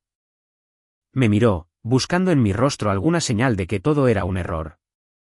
Intentaba entender por qué el trabajador enviado por el multimillonario de su hijo me llamaba jefa. Dejé mi vaso en la mesa. Patricia pensaba que yo los estaba viendo ganar. No se daba cuenta de que estaba viendo el final de sus finanzas. Sonreí con frialdad y le dije que no podía esperar para terminar los papeles el martes. El viaje de regreso a mi oficina fue un ejercicio de concentración absoluta. El sol del mediodía continuaba calentando las calles de Baton Rouge, pero dentro de mi auto, el aire era frío y mi mente operaba con la eficiencia de una máquina. Había dejado a Patricia en la sala, con las manos temblando mientras intentaba procesar lo que pasó con el tasador. Empezaba a sospechar que había problemas, pero no entendía que ya estaba hundida. Llegué a Reestructuración Jackson y Hayes y fui directo a mi oficina. Cerré la pesada puerta de roble y le eché llave. Las siguientes 48 horas requerían aislamiento total. Al desarmar una empresa tóxica, la emoción es un error fatal. Traté la destrucción inminente de mi familia exactamente como lo haría con un mal negocio. Me senté en mi escritorio y saqué una carpeta grande y vacía. La puse en el centro. Esta carpeta sería el plano de su ruina. La primera sección la llamé robo de identidad y fraude electrónico. Abrí el correo cifrado que recibí del director en financiación rápida Meridian. Ellos habían cumplido su parte del trato. Procesaron la solicitud de préstamo falsa de Derek, generando un registro digital completo. Imprimí el documento. Allí estaba la página manchada de vino con el intento de Derek de falsificar mi firma. Debajo estaba la página respaldando el robo firmada por Patricia. Pero la evidencia más importante era el informe digital que Meridian incluyó. Cuando Derek mandó la solicitud, no usó una red segura. Meridian registró la dirección de protocolo de Internet exacta. Busqué esa dirección. No era un café ni una biblioteca. Era el apartamento de Derek. Había cometido fraude usando su propia red inalámbrica, dejando un rastro evidente. Puse esos papeles en la primera sección. La segunda sección la llamé fraude inmobiliario y perjurio. Imprimí el documento falso donde mis padres borraban el nombre de la tía Vivien. Imprimí otro documento de mi caja fuerte, la copia real y legal del acuerdo de Vivien con su firma verdadera. No necesitaba un experto para demostrar la falsificación en un juicio. La evidencia visual era clara. El documento falso tenía las mismas letras redondas que Patricia usó en los otros papeles. Ella había hecho ambas firmas falsas, mostrando una enorme falta de cuidado. Asumió que el gobierno local no notaría su engaño. Puse esos papeles en la segunda sección. La conspiración estaba aprobada en papel. La tercera sección la llamé deuda en incumplimiento. Saqué el archivo completo sobre la deuda comercial que compramos del banco. Imprimí el papel original que Derek firmó cuando lanzó su mal negocio de autos. Imprimí el acuerdo donde Patricia y Richard ponían la casa familiar como garantía por si Derek fallaba. Finalmente, redacté un aviso legal y oficial de ejecución hipotecaria con el nombre de reestructuración Jackson y Hayes. Usé una regla legal especial por la actividad fraudulenta para quitarles la casa de inmediato sin tiempo de espera. Firmé el aviso con mi pluma plateada. La tinta brilló y se secó como una orden final. Puse el aviso en la tercera sección. La carpeta estaba lista. Era una obra maestra, una historia en 3 partes sobre codicia, errores y delitos federales. Los hechos eran claros. No había emoción ni gritos.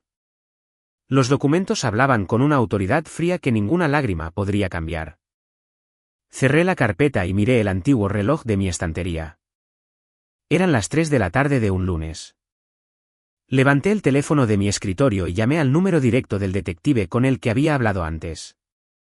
El detective Miller trabajaba en la Unidad de Delitos Financieros de Luisiana. Era un investigador veterano que valoraba las pruebas claras y odiaba a los estafadores arrogantes. Respondió al primer timbre. Tengo todo el caso armado, le dije con voz calmada. Los registros informáticos del fraude, la solicitud de identidad falsa, el documento de la casa falsificado y las firmas originales para comparar. Escuché que escribía. Usted hizo todo el trabajo, dijo Miller con respeto. La mayoría de las víctimas me llaman llorando. Usted me llama con pruebas estructuradas. Las lágrimas no logran justicia, detective, respondí. Llevaré la carpeta a su estación en 20 minutos. También tengo la hora y el lugar donde firmarán mañana por la tarde. Ellos creen que le venderán la casa a un inversor.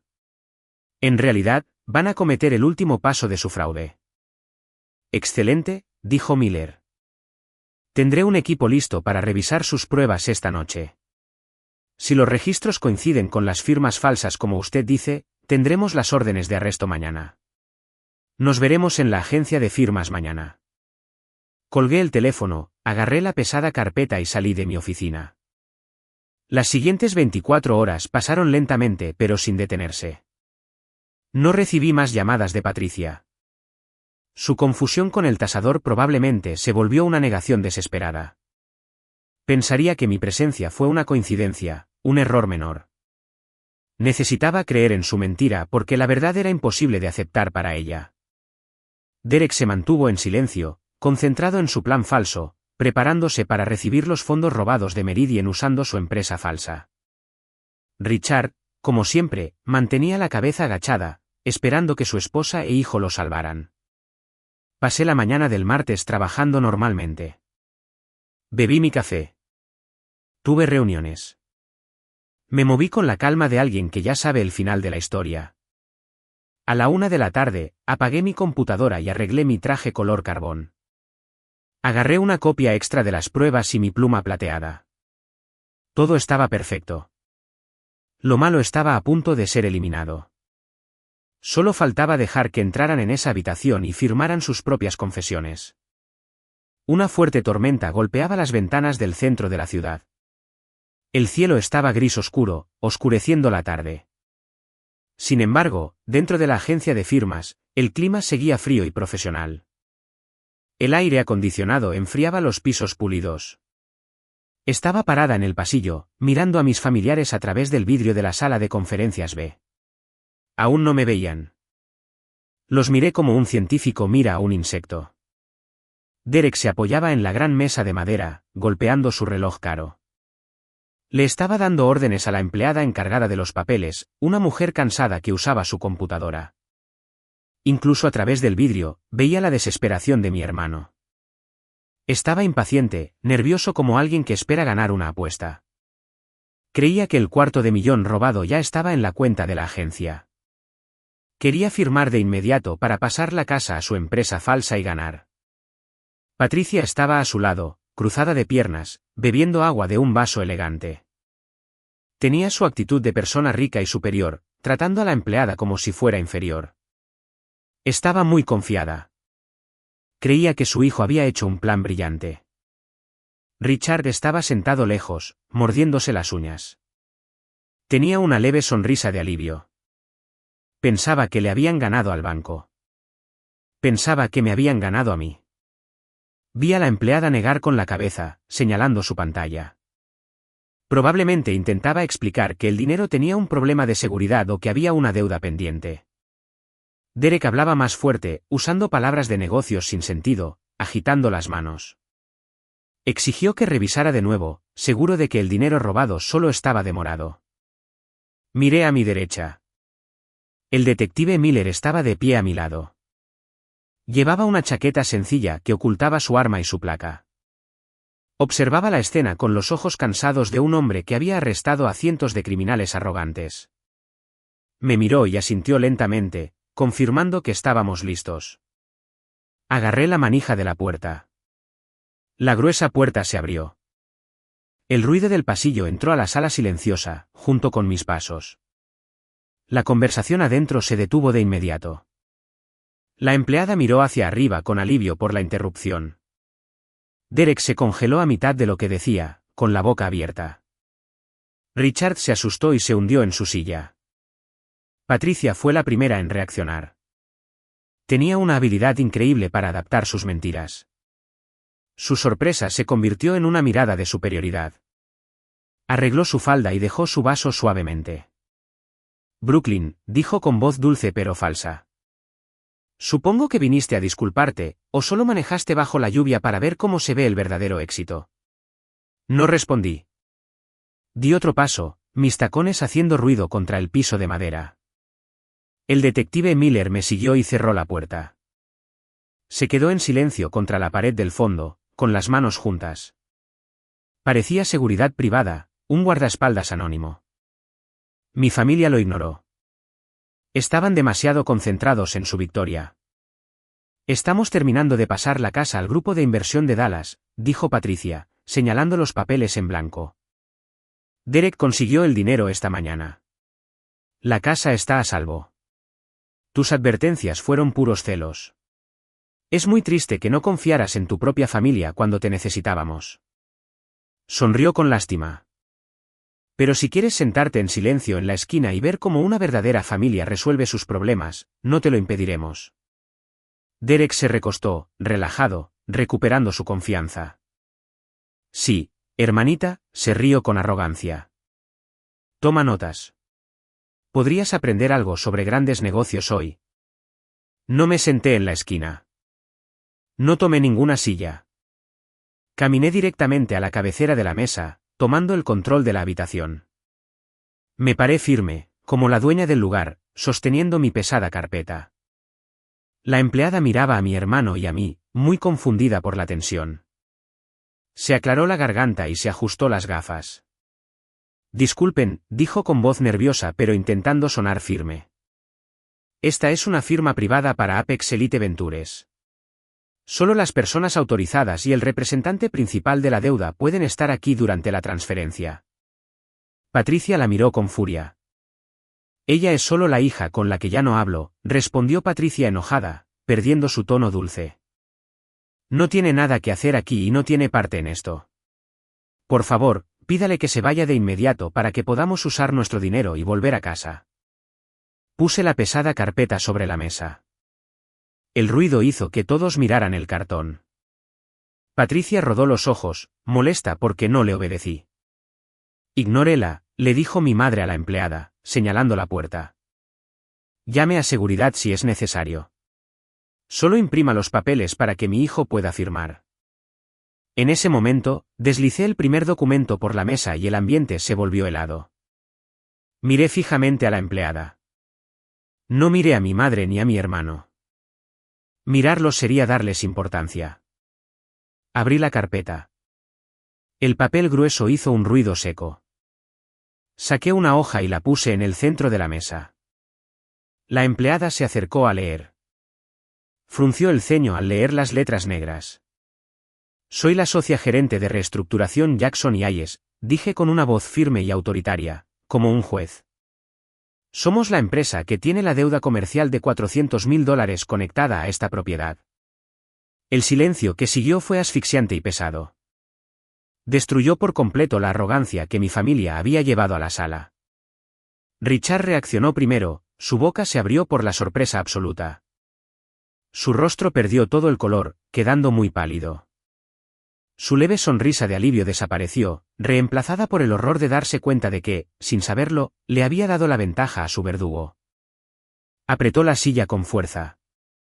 Patricia parpadeaba rápido. Su mente, acostumbrada a ignorar la realidad, no podía procesar la información. Miró el documento en la mesa y luego mi cara, moviendo los ojos frenéticamente. Abrió la boca para hablar, pero no pudo hacer ningún sonido. Había pasado 10 años convenciéndose de que yo era un fracaso, alguien que no importaba en comparación con su hijo favorito. Aceptar que yo era la dueña de su deuda significaba destruir todo lo que creía. Eso es imposible, logró susurrar Patricia finalmente con la garganta seca. Agarró su vaso de cristal para intentar calmar sus manos temblorosas. Derek consiguió el dinero en Dallas. Apex Elite Ventures va a limpiar el título de propiedad. Estamos cerrando el trato ahora mismo. Solo estás tratando de confundir a la gente. Apex Elite Ventures es un fantasma, respondí mirándola a su rostro pálido. Es una empresa falsa registrada en el apartamento 402 en Metairie. Es un invento diseñado para hacer una compra ilegal. No hay inversores. Solo un hijo intentando robarle a sus padres para cubrir sus propios fracasos gigantes. Saqué un segundo documento de la carpeta. Era la copia legal y verificada del acuerdo original que tenía la firma real de la mujer que compró la casa. Lo puse suavemente al lado del primero. Además, continué señalando el papel, esta propiedad no puede transferirse legalmente a ninguna empresa.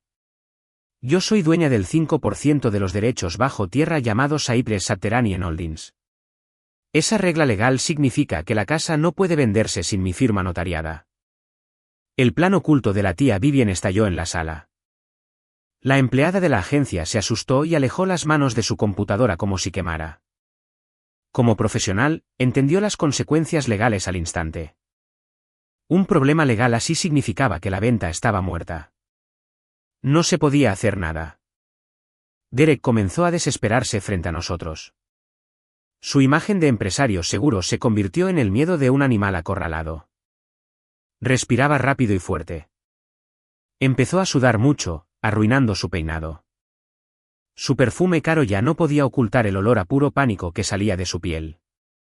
Se dio cuenta de que su gran plan maestro era solo una mentira frágil que se estaba destruyendo en ese mismo momento. No, gritó Derek. Saltó de su silla, haciendo un ruido fuerte al empujarla. Golpeó la mesa de caoba con ambas manos. El golpe hizo saltar el vaso de Patricia, derramando agua. El dinero ya está ahí, gritó Derek con la voz quebrada, señalando la computadora de la empleada. Entregué los papeles. Me aprobaron el préstamo. Debería haber $250.000 en la cuenta en este momento. Eso paga la deuda comercial. Tienen que darme la propiedad. Estaba respirando muy rápido, con los ojos muy abiertos. En su desesperación por salvar su falsa imagen de riqueza, perdió todo el cuidado. Acababa de admitir en voz alta y frente a testigos que había iniciado un préstamo fraudulento. Confesó que dependía de ese nuevo dinero para pagar sus deudas. No entendía que estaba hablando directamente con la víctima a la que le robó la identidad. No se daba cuenta de que un investigador de delitos financieros estaba a menos de 10 pies de distancia, anotando cada palabra loca que decía. No me asusté por sus gritos. Me quedé firme en la cabecera de la mesa, tranquila, absorbiendo su desesperación. Esperé a que sus gritos se apagaran en la sala fría. Dejé que el silencio volviera hasta que solo se escuchaba su respiración agitada. Metí la mano en la carpeta por tercera y última vez. Saqué una hoja blanca con un sello rojo del Estado. La deslicé hacia adelante, poniéndola exactamente en el medio de la mesa, frente a las 3 personas que habían conspirado para robar mi futuro. Esta es una orden oficial por fraude, expliqué con voz fría y profesional. Congela de inmediato el dinero que venía de financiación rápida Meridian. La solicitud fue marcada por robo de identidad y documentos falsos. Vi a mi hermano entender lo que pasaba. Miró el sello rojo. Era la prueba final de que no había salida. Su rostro se quedó sin sangre, viéndose completamente derrotado. No hay préstamo, dije con voz plana. Me giré hacia el hombre en la puerta. Detective, creo que tiene los registros informáticos por el fraude electrónico. El detective Miller se alejó de la pared. La postura tranquila que había mantenido desapareció, revelando su autoridad policial. Sus pasos en la madera marcaron el fin del problema de negocios y el inicio del proceso penal. Abrió su chaqueta, mostrando su placa plateada y su arma de fuego. El ambiente en la sala pasó de la sorpresa al terror absoluto. Miller caminó por la mesa y se detuvo cerca de mi hermano. Sacó una pequeña libreta y la abrió. Su expresión era completamente seria, con el cansancio de un hombre que había dicho esas mismas palabras a muchos criminales de cuello blanco. Derek Jackson, comenzó Miller con una voz fuerte que llenó la habitación. Queda usted bajo arresto por sospecha de delito grave de robo de identidad, fraude electrónico interestatal y uso de documentos financieros falsos. Tenemos los registros digitales que salieron de la red inalámbrica de su apartamento en Metairie, Luisiana. También tenemos la solicitud original firmada con las firmas falsas. Las palabras golpearon a Derek como un golpe físico. Sus rodillas temblaron. La imagen de hombre de negocios exitoso se rompió por completo, dejando a un niño asustado e inútil. La camioneta de $90.000, la ropa cara, su perfume, nada de eso le servía contra las leyes federales. Miró al detective sin saber qué decir, desesperado por inventar una excusa, pero su mente estaba en blanco. Dese la vuelta y ponga las manos en la espalda, ordenó Miller, sacando unas esposas de acero de su cinturón. El ruido del metal al salir de la funda fue el detonante final. La alianza de mi familia se rompió violentamente. La lealtad que tanto mencionaban y que usaron contra mí en la cena, desapareció ante la posibilidad de ir a la cárcel. No lo hice solo, gritó Derek con voz aguda, dominado por el pánico de salvarse a sí mismo. Se alejó del detective, chocando contra la mesa. Señaló con el dedo tembloroso a la mujer a su izquierda. Fue idea de ella, gritó Derek, apuntando a Patricia. Fue un acto de cobardía total. Entregó a su madre, quien lo había mantenido toda su vida, directamente a la policía sin dudar un segundo. Ella me dijo que usara el número de seguro social. Dijo que Brooklyn nos debía dinero por criarla. Ella misma firmó el papel de referencia. Yo solo mandé el archivo digital. Tienen que arrestarla a ella también. Ella falsificó los papeles de la casa. Patricia jadeó, alejándose de la acusación como si su hijo favorito la hubiera golpeado en la cara. La postura elegante que usaba en la alta sociedad se cayó por completo, revelando a una mujer acorralada y desesperada. Agarró la mesa con fuerza, respirando muy rápido. Derek, como pudiste, lloró Patricia con sorpresa y horror genuinos. Miró a su hijo, a quien había protegido de todo, al que le había comprado autos con mi dinero de la universidad, viendo cómo intentaba venderla a la policía para salvarse él. Solo firmé ese papel porque me lo robaste. Dijiste que era solo un trámite. Dijiste que el inversor pedía otra firma. Mentirosa, escupió Derek lleno de odio. Tú planeaste todo esto. Tú falsificaste la firma de la casa hace años. La sala se convirtió en una guerra de gritos salvajes. La apariencia de una familia educada desapareció, mostrando lo podridos que estaban desde hacía 10 años. Eran parásitos, y cuando no tenían a quien quitarle dinero, se atacaron entre ellos. Me quedé en la cabecera de la mesa, en control absoluto, viendo cómo se destruían. No levanté la voz. No defendí a ninguno. Solo miré con certeza matemática cómo se arruinaban en vivo. Richard, el padre que siempre evitó los problemas, el hombre que miraba el suelo mientras robaban el dinero de su hija, finalmente se rindió. No gritó. No culpó a nadie. Se derrumbó. Su postura rígida de hombre a cargo se rompió. Se tapó la cara con las manos y empezó a llorar profundamente. Era el llanto silencioso de un cobarde obligado a enfrentar las consecuencias que ignoró por décadas. Levantó la vista con lágrimas en las arrugas de sus mejillas. Estiró una mano temblorosa hacia mí, intentando usar la última herramienta que le quedaba, dar lástima. Brooklyn, por favor, rogó Richard con voz patética. Este es un malentendido familiar. Un error terrible. Tu hermano está confundido. Tu madre solo quería salvar la casa. Podemos arreglarlo. Cancelaremos la solicitud. Podemos hacer un plan de pagos para la deuda de la casa. No dejes que se lleven a tu hermano. No destruyas a la familia por un papel. Me miró esperando compasión de alguien a quien le quitaron todo hace 10 años. Esperaba que la chica de 18 años que empacó sus cosas en silencio solucionara este problema y olvidara todo. Puse ambas manos sobre la mesa de madera oscura. El movimiento firme llamó su atención, cortando el ruido. Ustedes destruyeron esta familia la tarde en que robaron mi dinero para la universidad, afirmé con voz plana y fría. Lo que pasa en esta sala es solo la consecuencia tardía de esa decisión. Miré a Richard sin sentir lástima por sus lágrimas. No tienes un plan de pagos. Como socia encargada, voy a ejecutar legalmente el embargo de esta casa de inmediato. Los papeles legales estarán en la puerta de su casa mañana por la mañana. Miré a Patricia, que veía a Derek en estado de shock. Tienes 30 días para irte de la casa, le dije. La casa, la camioneta que está afuera, la riqueza falsa que mostrabas al vecindario, todo desapareció por tu propia codicia. Apostaste tu hogar en un mal negocio y perdiste. El detective Miller dio un paso y agarró a Derek del brazo. El contacto físico sacó a mi hermano de su sorpresa. Trató de soltarse, pero Miller lo movió con eficiencia policial. Lo dio vuelta contra el vidrio y le puso las esposas de acero en las muñecas. El clic metálico sonó en toda la habitación. Era el sonido de una cuenta que se cerraba. Era el sonido de una deuda finalmente pagada.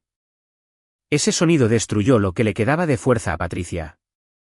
Cuando las esposas hicieron clic, Patricia cayó de rodillas, agarrando mi falda, rogándole a la hija a la que había ignorado por 10 años. Apretó la tela de mi traje mientras se arrodillaba en el piso de concreto. Su actitud elegante había desaparecido por completo y ahora solo mostraba pánico. El maquillaje oscuro le corría por las mejillas junto a las lágrimas. Me miró desde abajo, respirando rápido, moviendo la boca sin sonido hasta que las palabras finalmente salieron. Por favor, Brooklyn, sollozó con voz desesperada que resonó en el vidrio insonorizado. Somos tu familia. Soy tu madre. No nos puedes hacer esto. No puedes dejarnos sin nada. Miré a la mujer que me agarraba la ropa. No sentí victoria. No sentí rencor. Solo sentí un vacío y una gran calma. El vínculo emocional que tenía con ella se había cortado hace 10 años. No le grité. No le di un discurso sobre mis años de esfuerzo, mis turnos de noche trabajando o mis noches durmiendo en un auto usado. Las explicaciones son para personas que pueden entenderlas. Patricia solo pensaba en salvarse a sí misma. Bajé mis manos y las puse sobre las suyas. Mi toque fue firme y sin cariño. Le quité los dedos de mi falda uno por uno, con la precisión de un doctor quitando una infección. Di un paso atrás, alisando mi falda. Patricia cayó hacia adelante, apoyando las manos en el suelo, llorando. Richard seguía paralizado en su silla, tapándose la cara, sin poder ver la destrucción de su casa. Cerca de la puerta, Derek estaba inmovilizado con las esposas, respirando rápido mientras el detective Miller le leía sus derechos legales con voz calmada.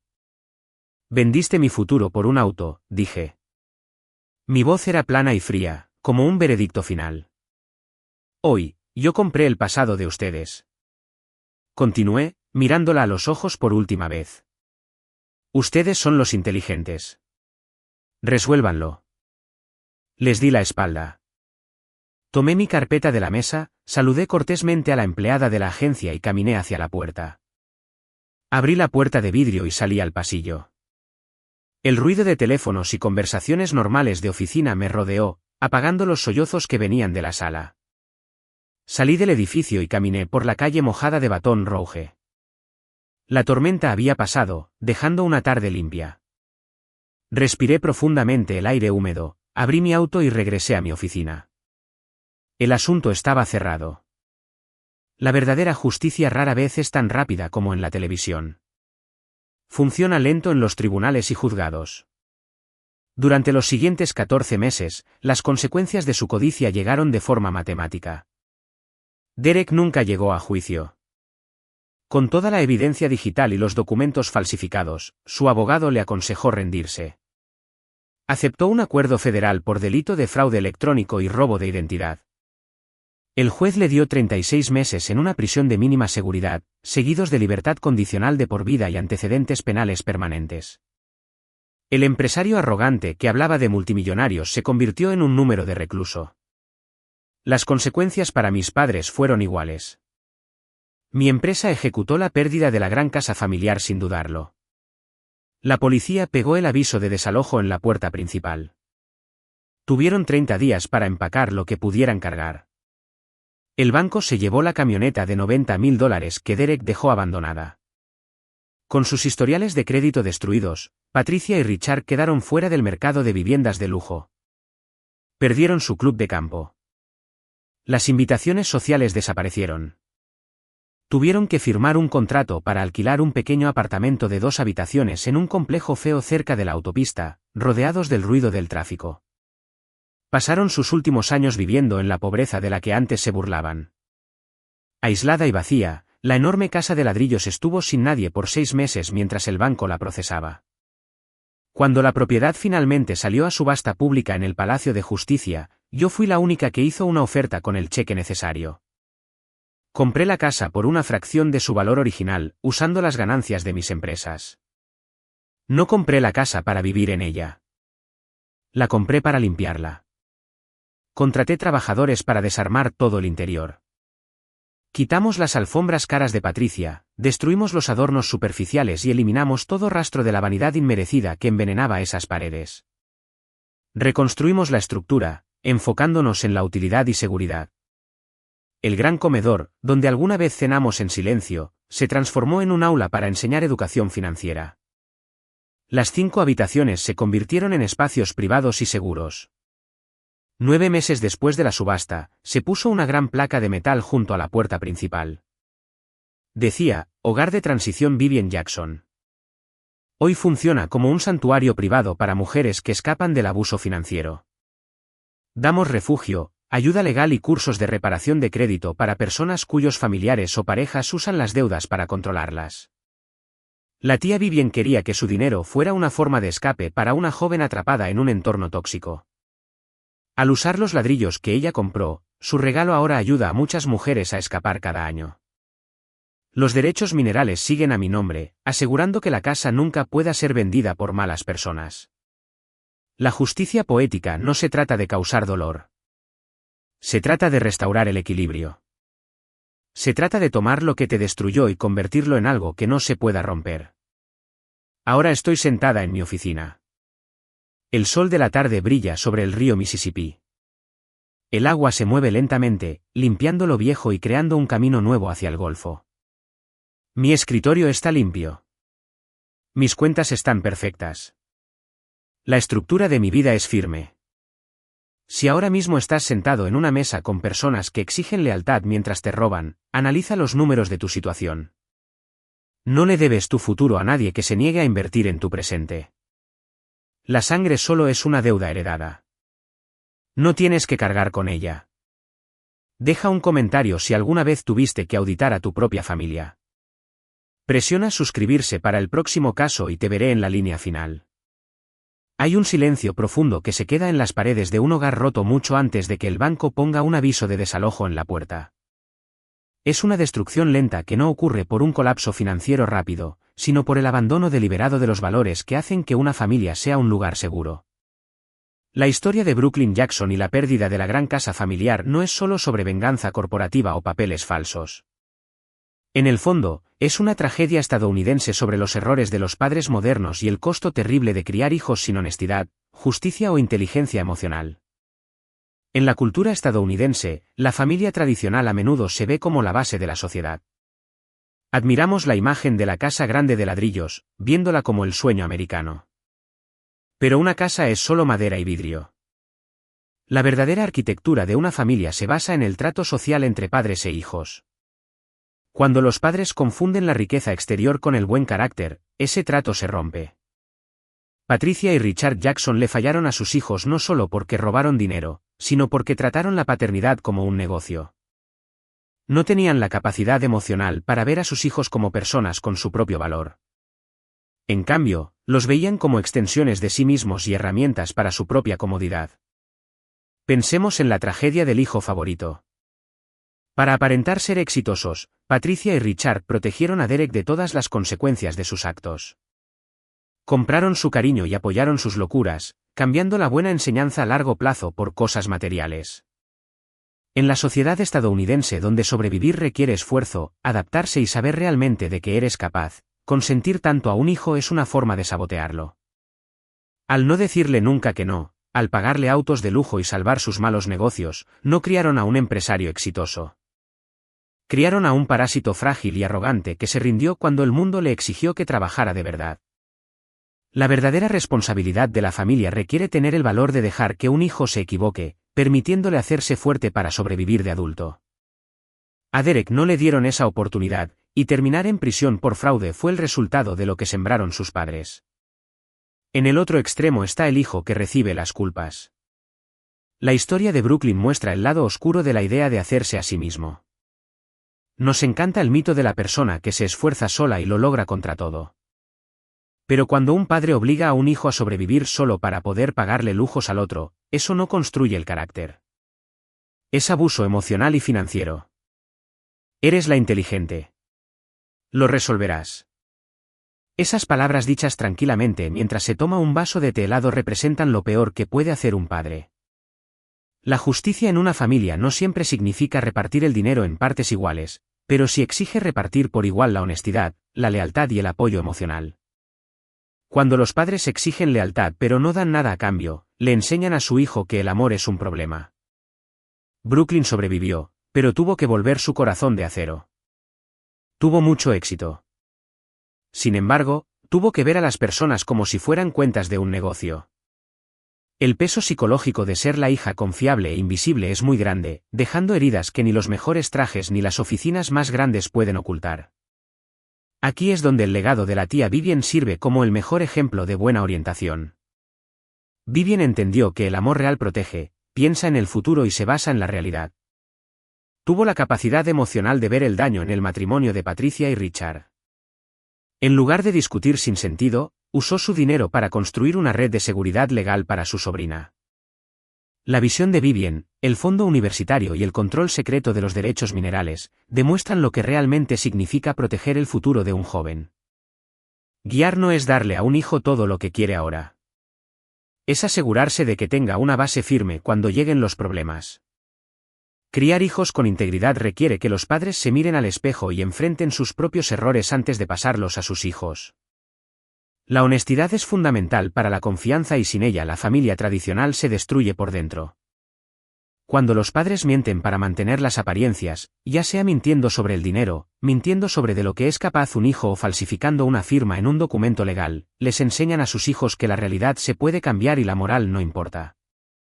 Les enseñan que la vida es un juego donde debes ganarle a tu propia familia. Al final, la historia de la familia Jackson nos obliga a mirar la herencia invisible que dejamos a las siguientes generaciones. Las casas físicas se venderán, las cuentas de banco cambiarán y los autos se harán viejos. Lo que queda es la cuenta emocional. Cada palabra dicha, cada consecuencia evitada y cada peso puesto sobre los hombros de un hijo se guarda cuidadosamente en su mente. La próxima vez que te sientes a cenar con las personas que criaste o que te criaron, mira los silencios en la mesa. Escucha lo que no se dice. Todos estamos construyendo cosas con nuestras decisiones, poniendo ladrillos de confianza o de resentimiento. Debes preguntarte, cuando finalmente llegue la tormenta y el agua suba, ¿La base que construiste para tus hijos será un lugar seguro o será exactamente lo que los hundirá? La respuesta, como siempre, espera en silencio al final de la cuenta. Esta historia es puramente ficticia y tiene fines educativos y de entretenimiento.